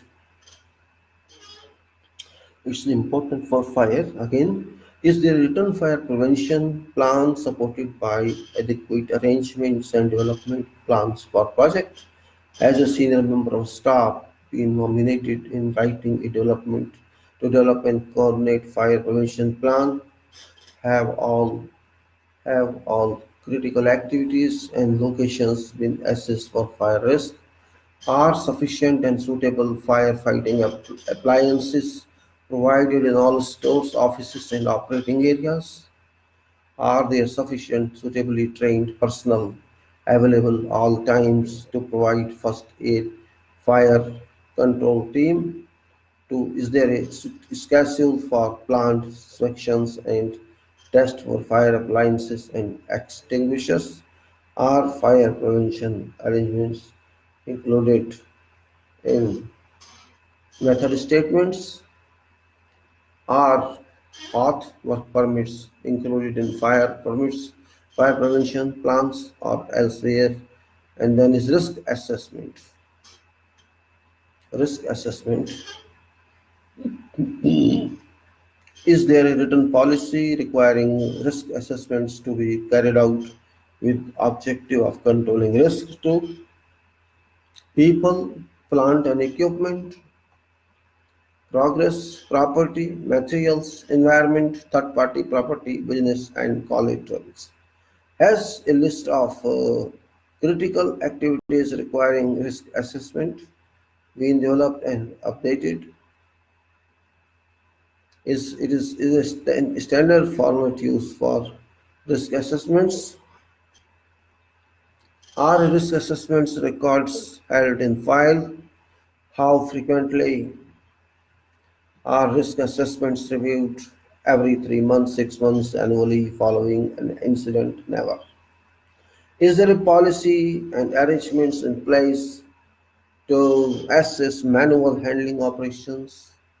Is there a policy and arrangements in place to assess display, screen equipment and workstations? And then procedure and method statements. Procedures and method statements. Has a project procedure manual been developed for project?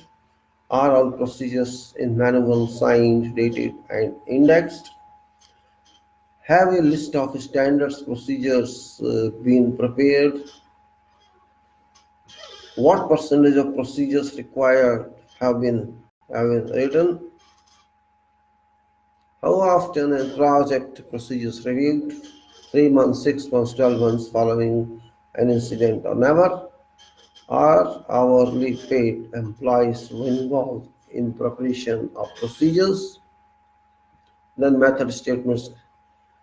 Are method statements written to include control of risk to people, risk to production, risk to quality, risk to plant and materials, risk to environment, and risk to third parties? Again, risk to people, risk to production, risk to quality, risk to plant and materials, risk to environment, risk to third party.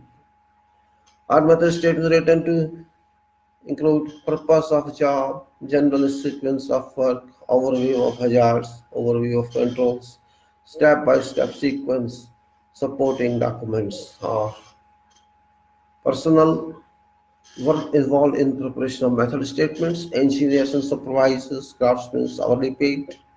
Is there a register of method statements? Are method statements signed by a senior manager, engineer, or senior supervisor? How is contents of method statements communicated? The supervisor and workforce toolbox talk specific special briefing. Is briefing recorded? Is compliance to standards set out in method statements measured? Then incident reporting, recording, investigation, and analysis. Incident reporting. Does policy for incident reporting require following events to be reported and recorded? All injuries and occupational illness, all damage incidents, all spillage and environment incidents, all near miss events, all loss events, time, material, tapped in excess of whatever amount. Is incident reporting procedure communicated and understood by all employees? Have clear line of communications for reporting of incidents been established in writing? Do forms for recording incidents call for sufficient information? Is there sufficient space provided on forms for clarity and completeness of information? Are statutory accident recording documents controlled by one person who is responsible? It's to ensure completeness and timely recording. Is there regular reconciliation of incidents reported and written records? Are written records reviewed on a regular basis for correctness and completeness? Are written or electronic records stored securely? In this is line supervisor included in incident reporting procedure, and then incident investigation. Probably Incident investigation. Is there an incident investigation procedure in writing? Is line supervisor involved in an early stage of investigation? Is there an investigation form in use which lead investigator to establish underlying causes of X incident? Does investigation form provide adequate space for following details, description, immediate causes, basic causes, remedial actions? Is there a written procedure being followed by key personnel to ensure remedial actions are completed on time and to agreed standard? Is there a standard time limit set for commencement of formal inquiries following an incident? Are records of all incidents maintained in a secure filing system? Then documents, documentation and resources. Documentation and resources. Statutory instruments, ACOPs, guidance notes, projects only. Are relevant legislative documents immediately available on site all times? Are relevant legislative documents immediately available on site all times? Statutory forms, copies of acts, regulations, ACOPs. Are following displayed? Health and safety placards, employer liability insurance. Are documents listed in this review at least every 3 months for completeness and up to date? Does project subscribe to HSE update service, informed publications and manuals? Does project informed publications and manuals? Does project subscribe to and maintain up-to-date reference manuals relevant to scope of project? Does project subscribe to professional publications produced by health and safety organizations? Are publications circulated to members of staff on a regular basis?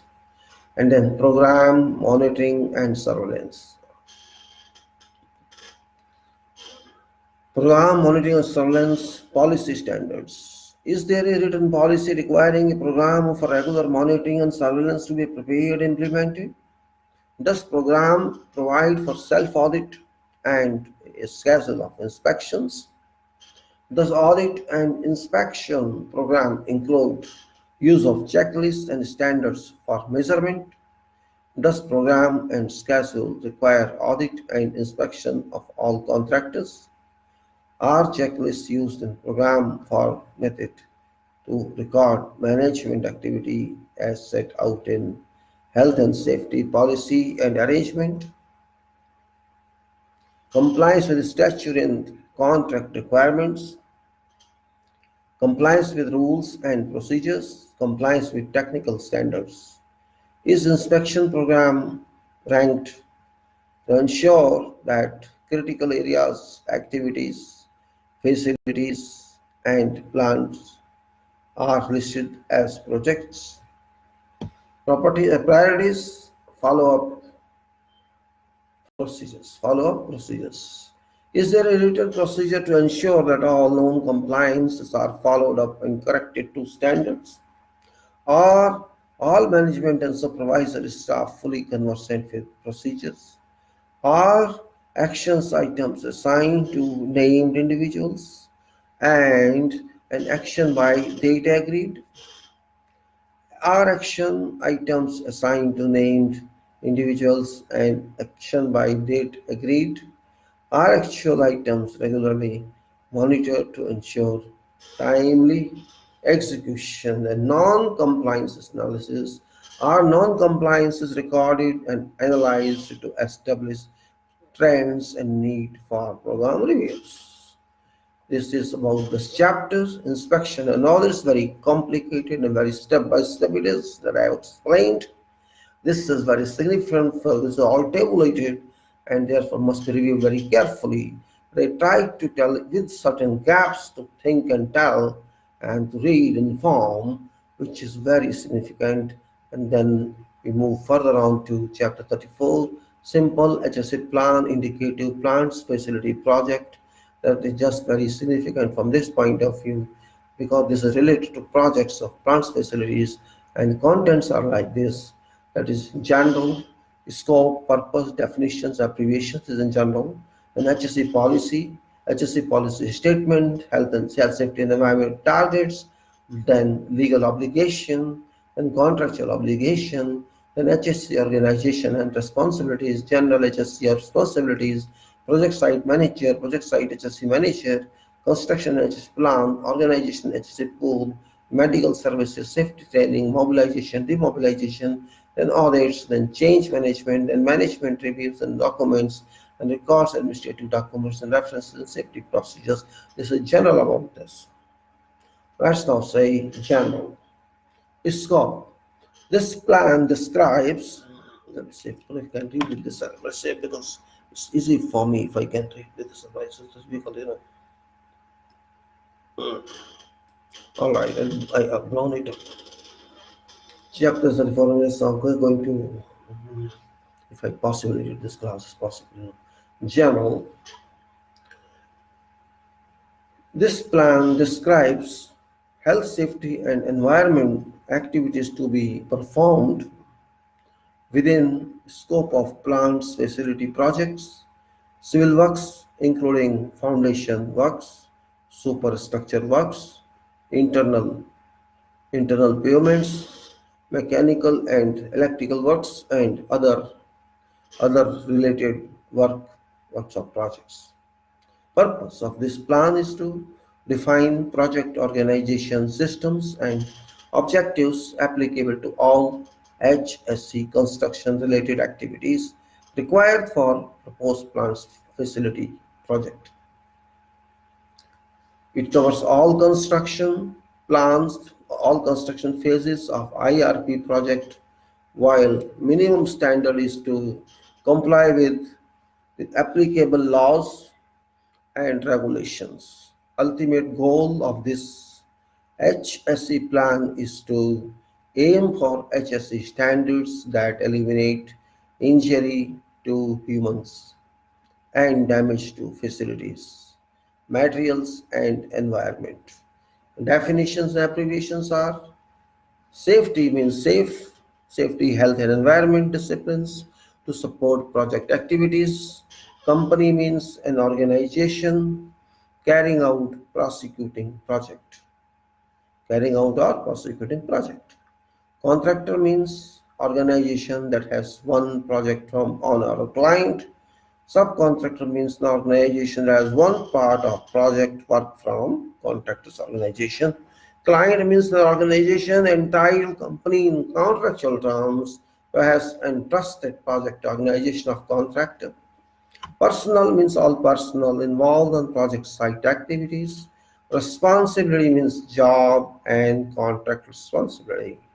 Training means training imparted for specific safety topic on job on project site. Management is organization, top, middle, and lower management. Safety manager means a person with job title safety manager deployed by certain organization. Project manager means a person as such with PM title deployed by contractor. Engineer means a person appointed by client or client company for an overall project responsibilities. Definitions. Project plant facility project. Client means operator or project owner. Contractor means whoever is contractor. Plant machinery. Plant is what's plant? Machinery, apparatus. I'm defining plant, remember. Machinery, apparatus, materials, computer hardware and software, articles and things of all kinds to be provided under proposed contract, works all planned to be provided and works to be done by contractor under contract and equipment, all equipment including Internet of Things, Internet of Things. Abbreviations. Let us say EPC contractor, HSE means health, safety and environment, PP is personal protective equipment, QA is quality assurance, QR is quality requirement, QM is quality management, QMM is corporate quality management manual, COSHS is control of substances hazardous to health. So many more. HSE policy. HSE policy statement. Its primary and continuity policy of EPC contractor or contractor in conduct of its activities, it shall endeavor to protect health and safety of everyone affected by these activities and endeavor to limit adverse effect on physical environment that may be caused by working in existing conditions. Contractors shall therefore, in efforts to set safety and environment standards, provide and maintain a safe, healthy working environment in compliance with all local regulations and legislations together with appropriate international standards and regulations. Ensure that all employees are informed of operational and safety standards, practices, objectives, and procedures to train them in attitude, skills, and knowledge in order to achieve these requirements. Ensure that all items of plant, equipment, materials, and substances used in its operations are maintained, handled, or used in manner so as not to constitute a risk to persons or environment. Establish feedback procedures, systems, and encourages all personnel to participate in matter of health and safety. Health, safety, and environment targets. Before commencing work, contractor shall give following documents to client HSE manager: a copy of contractor's health, safety, and environment policy, copy of all safe working procedures which EPC contractor or contractor shall issue to employees, copy of contractor's project specific health, safety and environmental plan. Client's HSE plan shall be reviewed by contractor if provided and be implemented during work. Adherence to client safety rules and procedures included in client safety manual, operator safety manual, procedures and regulations. Carry out regular audits, inspections, and surveys of all its sites and activities to ensure compliance with and adherence to these standards and conditions. Legal obligation. EPC contractor employees shall conform in all aspects of legal duties and responsibilities as laid down by relevant legislation, and in case of conflict or contradicting shall allow for compliance with the most stringent requirements. Contractual obligation. EPC contractor shall ensure that all equipment, plant, machinery, and apparatus brought onto or used on project are safe and without causing risk to health, safety, or environment, and well maintained to acceptable standard. All necessary tests and examination certificates shall be made available for inspection all time. Contractor employees and lower tier subcontractors shall obey all reasonable written or verbal instructions issued by client or, in case of an emergency, by client's representative in respect of health, safety, and environmental conditions. Contractor shall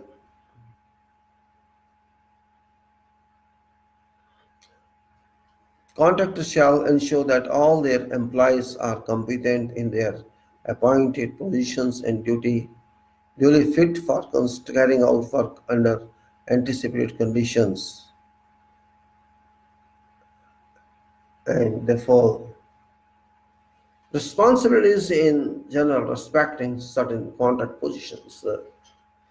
Just the last repetition is project manager responsible for overall obligations to provide schedule, all resources, directions, engineering resolutions. Site manager responsible for overall site prosecution management over works and subcontractors. Site safety officer responsible for overall safety management on site and reports to project manager, site manager, corporate safety manager. Construction manager responsible to arrange all safety related sources and provide site team for requirements. Project site engineer responsible to carry out safety issues within section. Site safety inspector engineer responsible to supervise safety measures on site and control safety issues. Should bring to site line management to adopt correct measures. Site foreman responsible for compliance of safety measures as standards are as directed. An individual working on site responsible to maintain safety measures in case missing should bring to site team attention. HSE organization and responsibilities. General legislative responsibilities.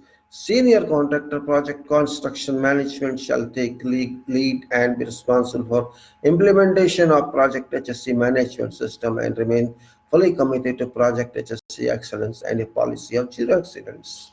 Feedback shall be provided to plants, facilities, project construction managers on a regular basis. Individual functional managers shall be responsible for ensuring that policy is applied within their own area. Responsibility for HSE within the EPC contractor is placed upon every single individual personnel engaged in every project. It's essential that all employees take responsibility for their own safety, that of colleagues and that others who may be affected by their own acts and collisions.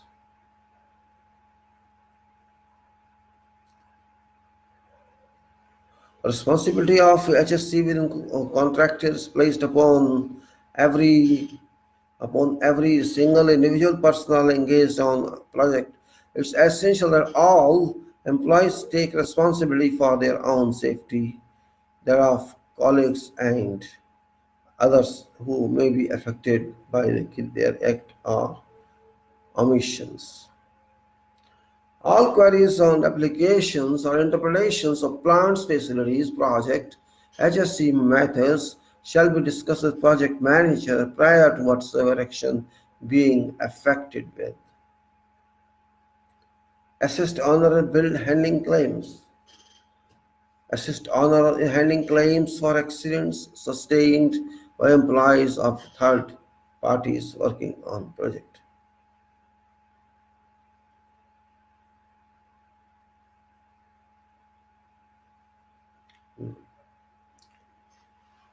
Assist honor in handling claims for accidents sustained by employees of third party working on project.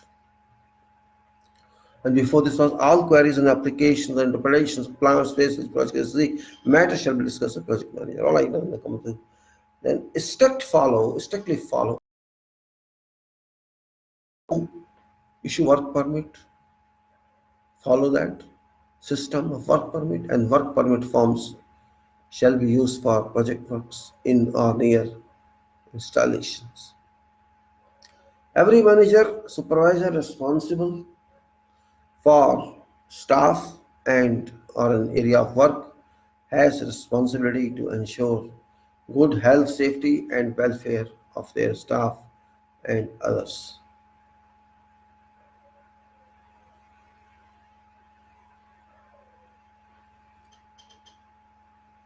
Right? Let's go. Every manager, supervisor responsible for staff or an area of work has a responsibility to ensure good health, safety, and welfare of their staff and others affected by their work, and that friendly environments not and harmed.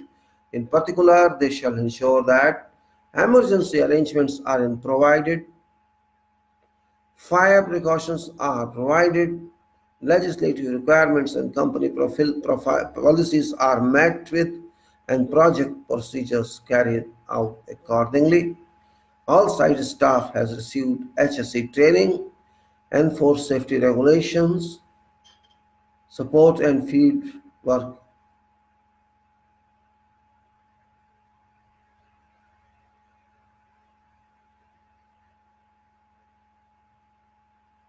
Right. Once again, emergency arrangements are provided, fire preventions are provided, legislative requirements and company policies are met, and project procedures are carried out accordingly. All site staff has received HSE training and for safety regulations. Support and feedback is provided for every employee. HSE concerns. All incidents and accidents are reported to an earliest opportunity at an earliest opportunity in accordance with project procedures. Provide feedback to project manager on a regular basis. Suitable and sufficient personal protective equipment is issued where appropriate. Particular participate in investigation of all incidents in their own.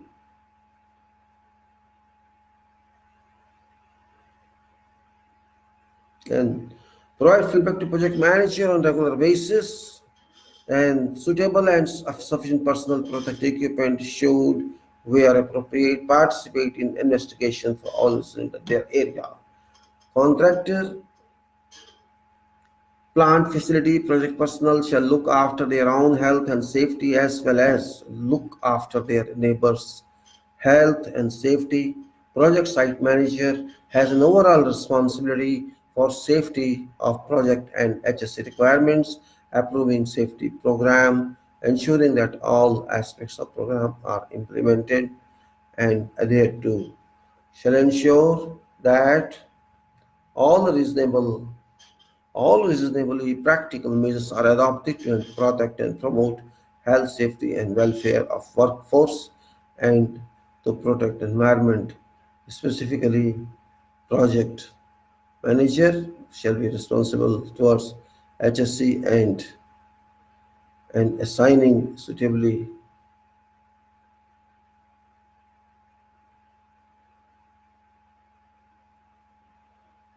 Specifically, project manager shall be responsible to HSE for allocating sufficient resources for HSE requirements, assigning suitably competent HSE personnel to project, and that a training program is schemed to be operational as required, approving HSE management system plan, and ensuring implementation throughout all phases of plants, facility, project, and commissioning.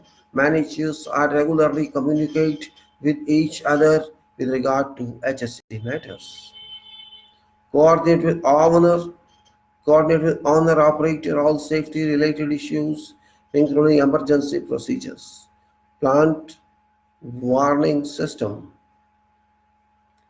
assembly points, and reporting all incidents carefully. All accidents, including near misses. All items of plant, machinery, and equipment, including lifting tackle under control, meet all required standards and specifications.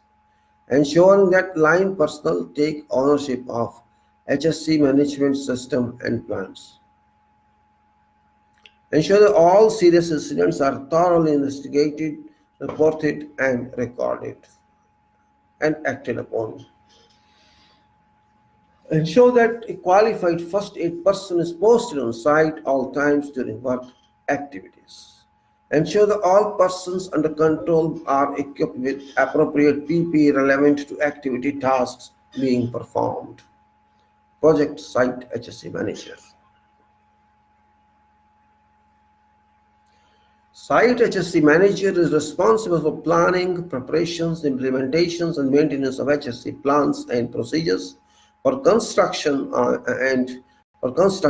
and pre-commissioning activities and verification of their implementation. Shall ensure that all HSE activities are in accordance with contract HSE policy and rules. Word safety shall be interpreted to understand as health, safety, and environment as applicable. Reports to project construction manager, and for deciding policy matters to corporate HSE manager. Main responsibilities are to review and where necessary update safety philosophy and other safety design aspects. Plan and conduct internal HSE reviews, audits of design to ensure that safety requirements and potential hazards during construction, commissioning, and operation have been fully assessed. Participate in safety reviews, hazards and audits conducted by other engineer.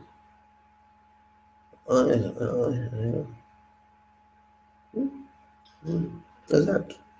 Plan and where review and where necessary update safety philosophy and other safety design aspects. Plan and conduct internal HSE reviews, audit of design to ensure that safety requirements and potential hazards during construction, commissioning, and operation have been fully assessed. So, participate in safety between hardship and audits conducted by honor engineer. HAJOP is hazardous operations, HAJOP. Direct and deploy his team of safety officers and safety labors to site activities. Prepare a register of safety-related devices in accordance with contract. Check that all equipment, including fire and safety, are approved, available in compliance with local and company laws, regulations, being safe for use, and serve notice on subject matter in case of certain non-compliance.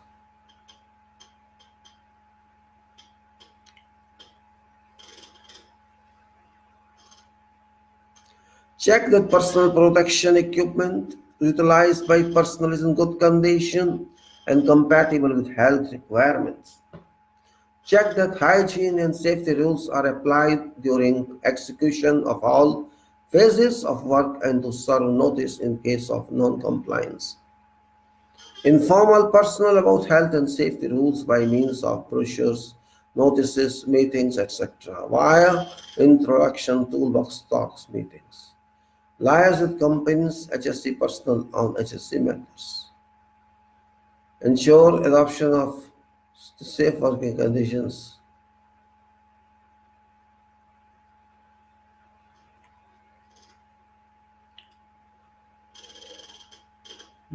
Informal personnel about health and safety rules by means of brochures, notices, meetings, etc. via introduction toolbox of the meetings. Liaise with companies, HSE personnel on HSE matters. Ensure adoption of safe working practices. Propose a penalty system or always of this.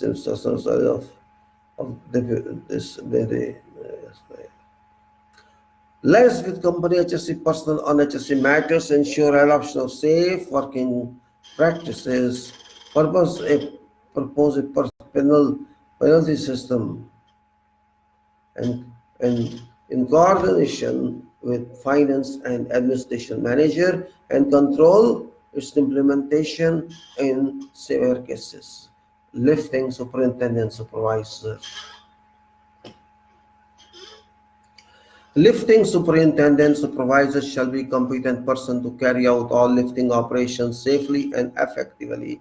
Responsibility shall include but not be limited to assessment and planning of lifts with regard to selection of cranes.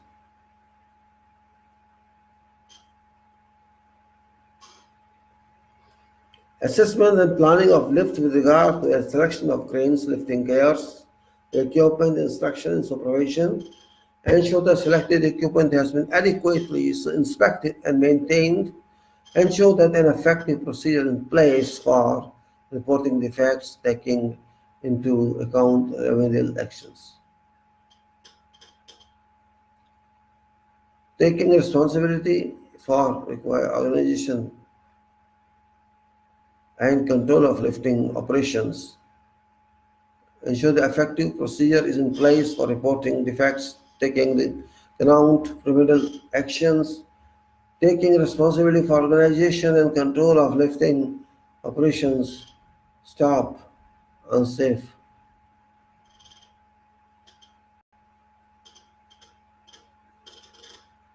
And supporting unsafe operations and reporting whatever incidents, then taking responsibility for organization, controlling operations, transporting superintendent.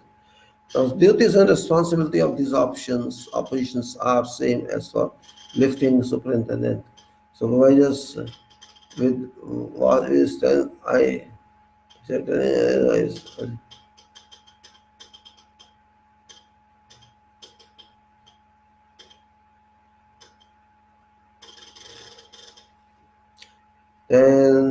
then construction and HSE plan, organization and HSE pool. EPC contractor HSE site manager shall report to construction manager with a functional report back to EPC contractor, corporate HSE manager, who provide guidance, support as well as carrying out an inspection and auditing role. Subcontractors of subcontractors HSE officers shall form HSE pool under coordination of EPC contractor.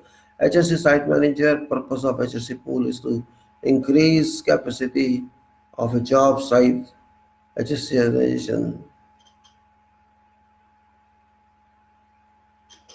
Purpose of HSE pool is to increase the capacity of job site HSE organization in implementing HSE program as directed by construction manager.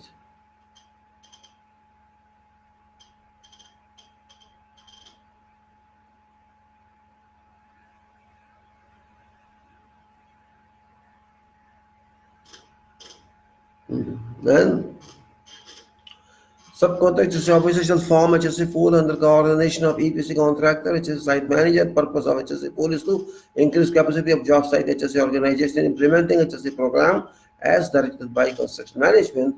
Subcontract shall provide evidence of competence for all HSE appointments. Site HSE manager shall organize regular meetings of HSE pool on to exercise.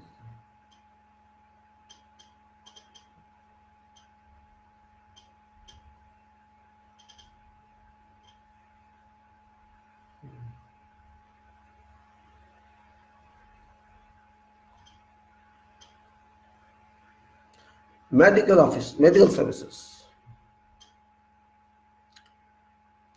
Uh,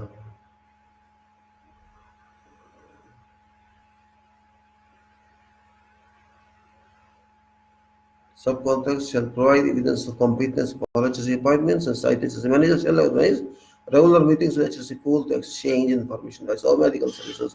Contractors will provide a clinic staffed by qualified medical professionals in accordance with contractual requirements and first aid regulations, which are in procedures based on BS code. Staff training.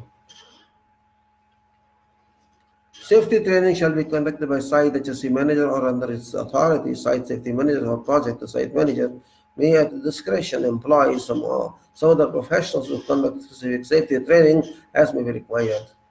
Training and awareness program shall be developed, including pre-assignment HSE awareness, site HSE orientation, toolbox talks, craft specific courses, training for supervisors and management as required. Prior to commencing work, all contractors and subcontractors personnel shall attend a safety orientation program. New employees shall be instructed on safety rules and regulations on their craft and safe work practices for which they are accountable. Safety training shall cover a variety of topics, including but not limited to safe use of plants, fire safety, lifting safety, safety on site, good housekeeping, electrical safety, safety use of impulse, etc., etc.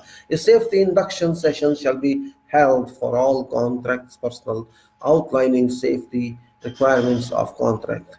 Training shall be conducted in native language if they are not fluent in English speaking All safety training shall be recorded and logged at site for duration of contract. Mobilization. All equipment for plant machinery and lifting tackles shall be fully serviceable, tested, checked, inspected, and certified prior to arrival at site and be transported to site safely and effectively and efficiently. All personnel shall be fully trained, qualified, and competent to carry out their allotted tasks. All cranes and all appropriate lifting tackles shall be assembled and rigged in accordingly in accordance with manufacturer's recommendations and procedures. Appropriate financial checks made, shall be carried out following asbestos assembly and rigging. Specific areas shall be designated for storage of equipment. Regular and terror. Mm. All right, all tests in specific areas shall be designated for storage of equipment, vehicles, and cranes. Once again, all cranes and all appropriate lifting tackles shall be assembled and rigged in accordance with manufacturer's recommendations, procedures. Appropriate functional checks shall be carried out following assembly and rigging. Special areas shall be designated for storage of equipment, vehicle and carried vehicles and cranes. All tests and inspection certificates shall be submitted to client for review and approval during mobilization. Safety orientation courses shall be held for all personnel during mobilization period. Demobilization. All equipment, plant machinery, lifting tackles, and personnel shall be demobilized from site safely and efficiently. All cranes and appropriate lifting tackles shall be de-rigged in accordance with manufacturer's recommendations and procedures. Site shall be left in safe, clean, and tidy and reinstated to its original conditions as far as reasonably practicably. All items not required and left behind in accordance with contract terms and contract conditions shall be removed from site during mobilization. Items belonging to client shall be returned to client during demobilization. All lifting and transport operations required for demobilization shall be carried out with required compliance to safety as affected during contract period. All waste materials shall be handed over to client. All waste materials shall be handed over to client for disposal unless some other facilities have been provided and agreed. Audits. Monitoring, and evaluation are key issues of HSE plan. It shall ensure that all activities are being conducted in accordance with established policies and procedures and to identify areas where opportunity for improvement exists. Formal audit program shall be used to annually review and implementation of HSE plan and to list and report recommendations.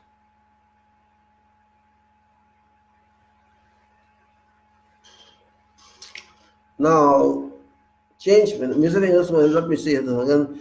Was it a formal? Yeah. Yes, it is formal.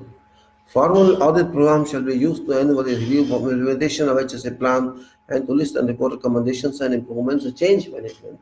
When changes are made to HSE plan and procedures, there shall be authorized by HSE manager, approved by project director, distributed in a controlled manner by document controller or document controller according to procedure agreed. Once issued, changes made shall be communicated to workforce though through toolbox stocks. And once again, once issued, changes made shall be communicated to workforce through toolbox and HSE meetings. Management review. Purpose of management review shall be to assess an overall effectiveness of project HSE plan. Senior management at monthly meeting shall be scheduled to contain agenda items relating to HSE issues. Meeting shall be address project HSE trends and implement corrective actions where appropriate. Documents. Site safety manager shall prepare HSE instructions for issue to personnel. Project site manager shall include HSE instructions to personnel in all subcontractors' inquiries. Project site manager shall ensure in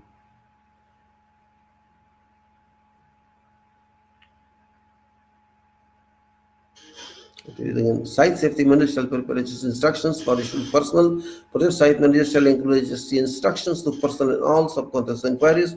Project site manager shall ensure in placing subcontractors that their personnel accept and agree to implement HSE instructions for personnel.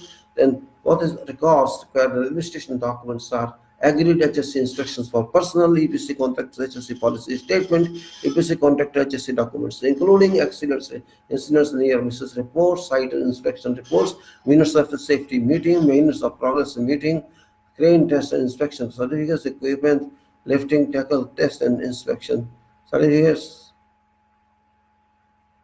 copies of third-party approvals. And then references are there which are given in. References are EPC contractor management system manual, procedures and guidelines, safe work procedure, and that is introduction. The following instructions are issued to EPC contractor personnel carrying out work in project. They are applying health, safety, and environment documents that are required to be followed when undertaking works. These instructions are produced for use of EPC contractor management and supervisory staff who are required to ensure that rules and documents are brought into notice of all EPC contractor personnel and that such rules and documents are strictly followed. The special precautions or more detailed guidelines on HSE procedures should be discussed with client, safety, staff, and supervisors prior to commencement of work. And attached notes, etc., etc. is what, and I'm just giving this to you, and I'll just check one more reference and just give me a few minutes time, maybe 1 minute or 2 minutes. I'll be with another reference. Sorry for this. I forgot that.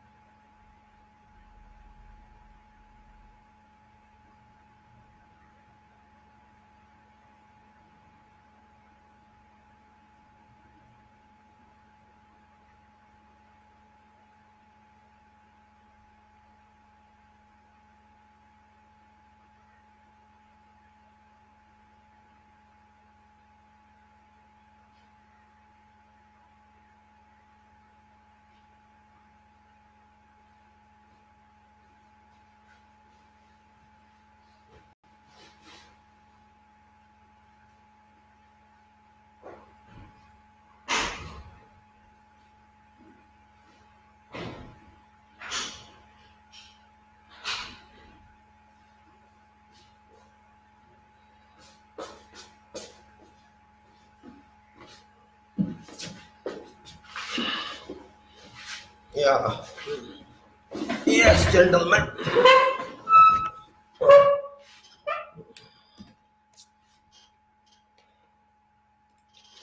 Yes, sorry for this. So these are many chapters I discussed with you about this, and one more is that is regarding sketches, the sketches of safety.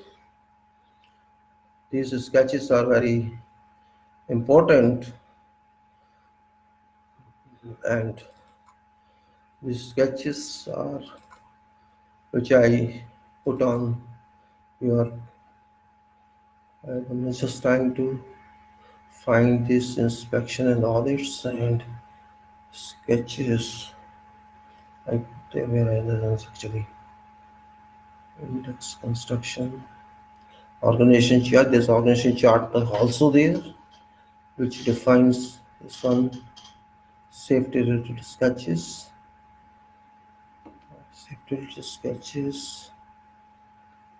Unfortunately, I don't know what's this,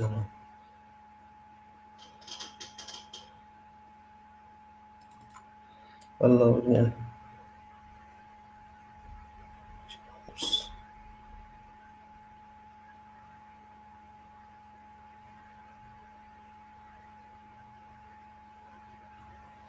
Alright, safety related sketches.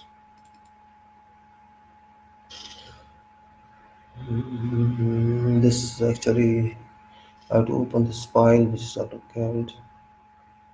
This file is available to opening.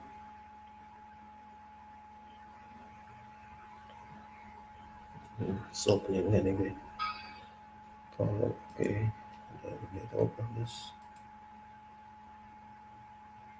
Yeah, it's coming in.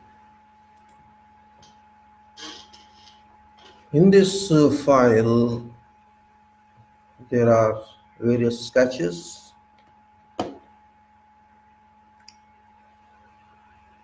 I, I have prepared the sketches myself and put on this file about sketches covering various topics.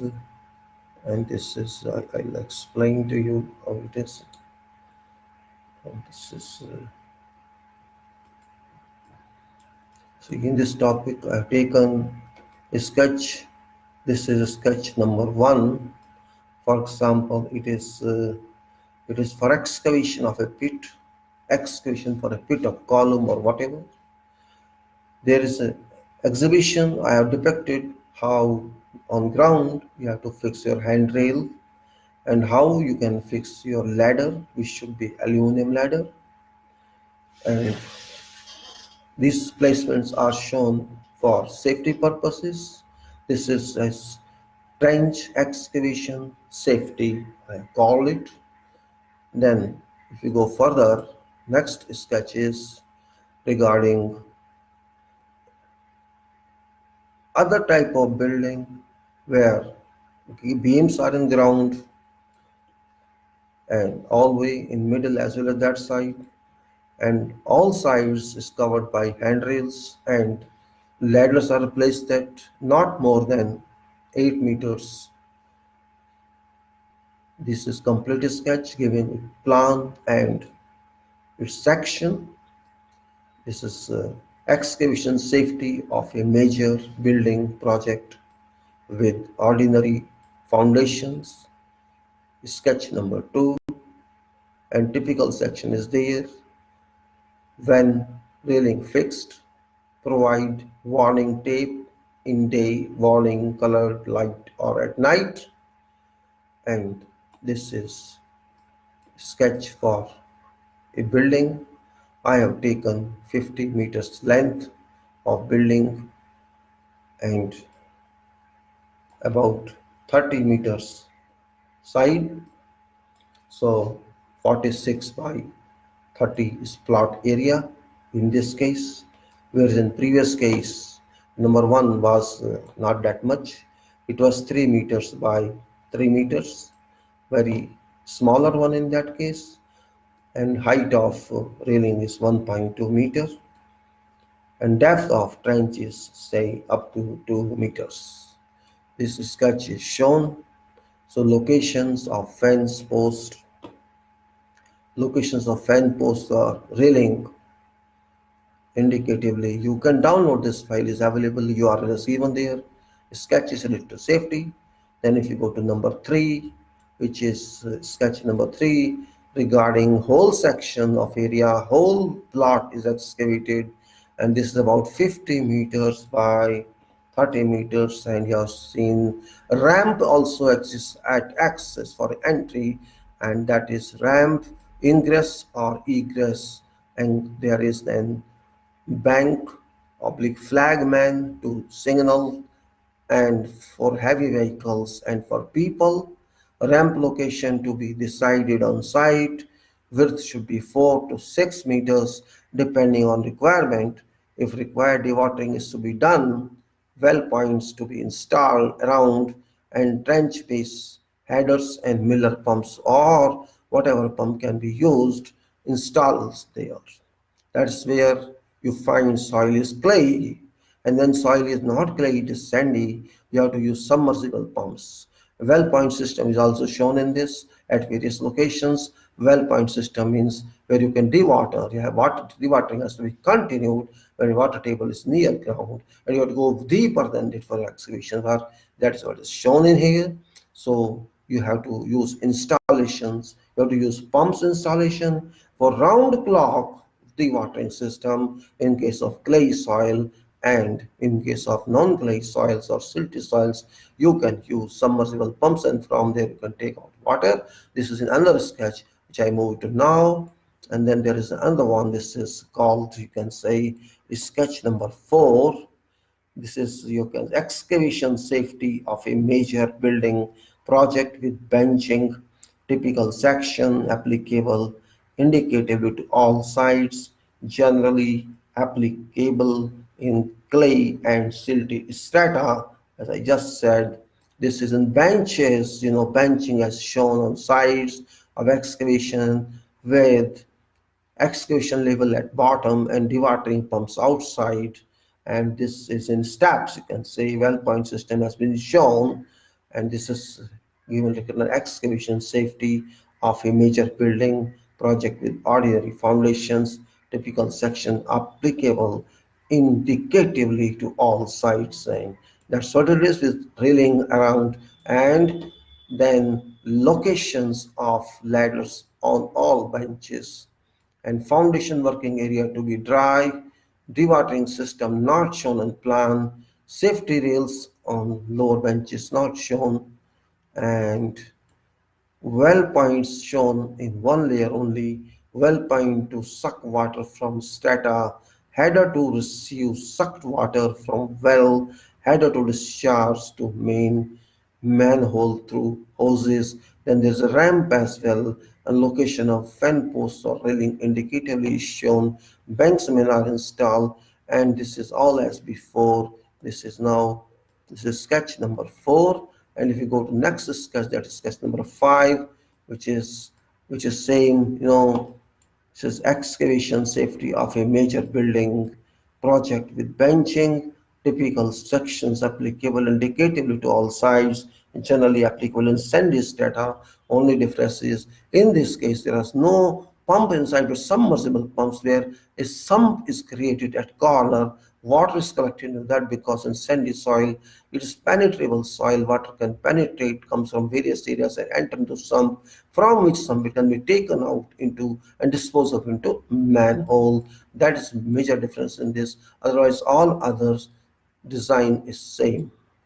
And then if you go further to next one, sketch number 6, where support to surcharge during excavation. You have excavated somewhere. This, for example, a building is there, existing building. That load of building is to be adjusted so that this excavation pit doesn't collapse in, because below soil that exists below soil which exists under this building can subside. To stop that, you have to provide supports, additional support as shown in this card, and then general railing, etc. This is very risky and people don't take care. I have seen on sites, building is there, they've excavated down, and then they're loaded also on that, which is risky. They do not understand that there can be any vertical movement as well, or the horizontal movement as well, which must be protected. And that's called support to surcharge during excavation. This is sketch 6, and sketch 7 is for scaffolding working platform. Scaffolding is supporting system for to allow workers work. It's a multi-story area. Supporting system is shown outside. Anchor structures is shown. You see these steps are there. You can go up. You have to first steps, you have to provide ladder type of steps, fixed ladders, not purchased ladder. It's other one built on site. And you have to provide this to go to every layer, and the scaffolding system exists on which you have to construct particular platforms, and set heights are there. This is called firm base must be there, and scaffolding working platform is shown, and members of the scaffolding are also shown, that is anchorage members and standards vertical and horizontal transoms, all that are there. Toe board is there, planks are there, handle is there, everything is there, and dimension can be anything, but this is just for practical. I've taken 12-meter height and 14-meter end sides. This is what I've taken. 750 mm I've taken width of this steps, and 1200 between vertical members of scaffolding. That's what is shown in this, and 50 mm thickness of planking. That's all taken.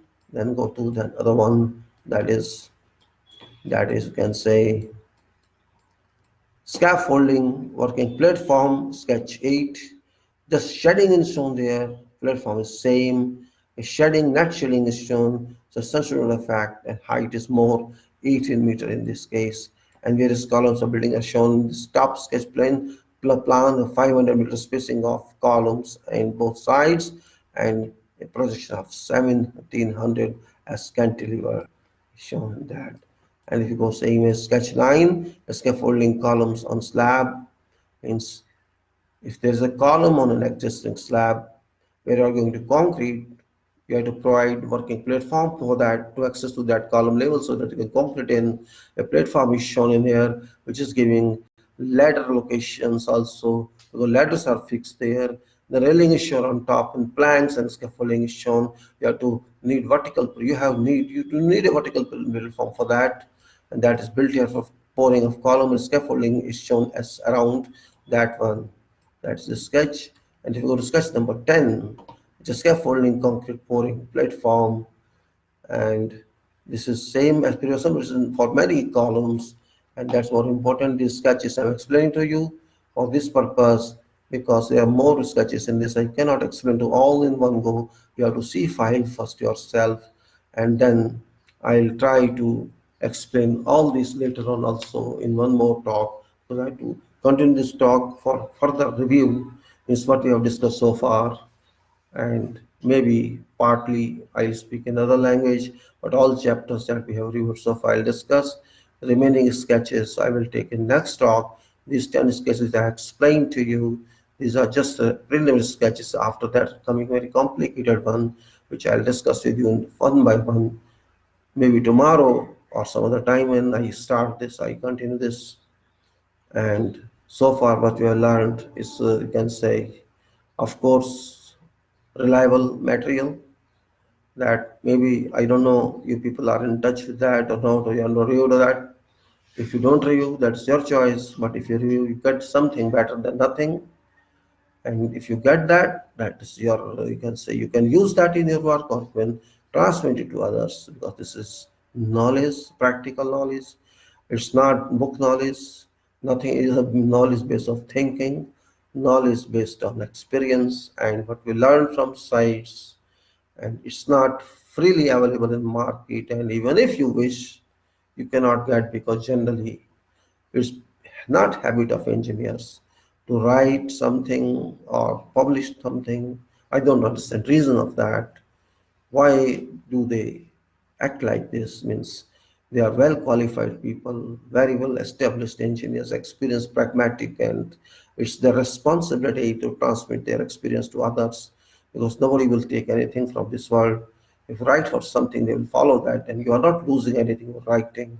Something records somewhere, in particular internet age, it's a chance, you have a chance to write something and donate to people. It's up to people, because I could not learn anything from such records, but I used to my life. When I started my career in 1974, 1980, there was nothing as such to get information freely available, and I collected this information based on my experience. I didn't want to waste time, so I just collected, drive out myself, understood it, and then decided to publish. And that's what I'm doing. And many more information available. I'll try to include my publications, all those, and this is part of safety, which is not available at all. So, well, I just had a contemplation, as I'm telling you, that just to help society of whole world, not only this country, all fraternity based means whatever I had, I cannot sell it. No meaning of selling, no meaning, because there's no one to buy. Those who are going to use it cannot buy also. They will not buy. No, no, no, don't buy. At least keep public safe. Keep those who are working for you, those workers, poor guys who are not very well educated, but without whom you cannot move. You cannot move without it. Artisans and workers and field workers who are supposed to use solid support and concrete support. You cannot move without them. Not possible at all. So with this, I'm just closing this, that we have to take care of those people who work with us. That is very important. I'm closing this, already 3 hours over. So I'll because it's no use right, Mother, I'll close it now and I'll take your leave.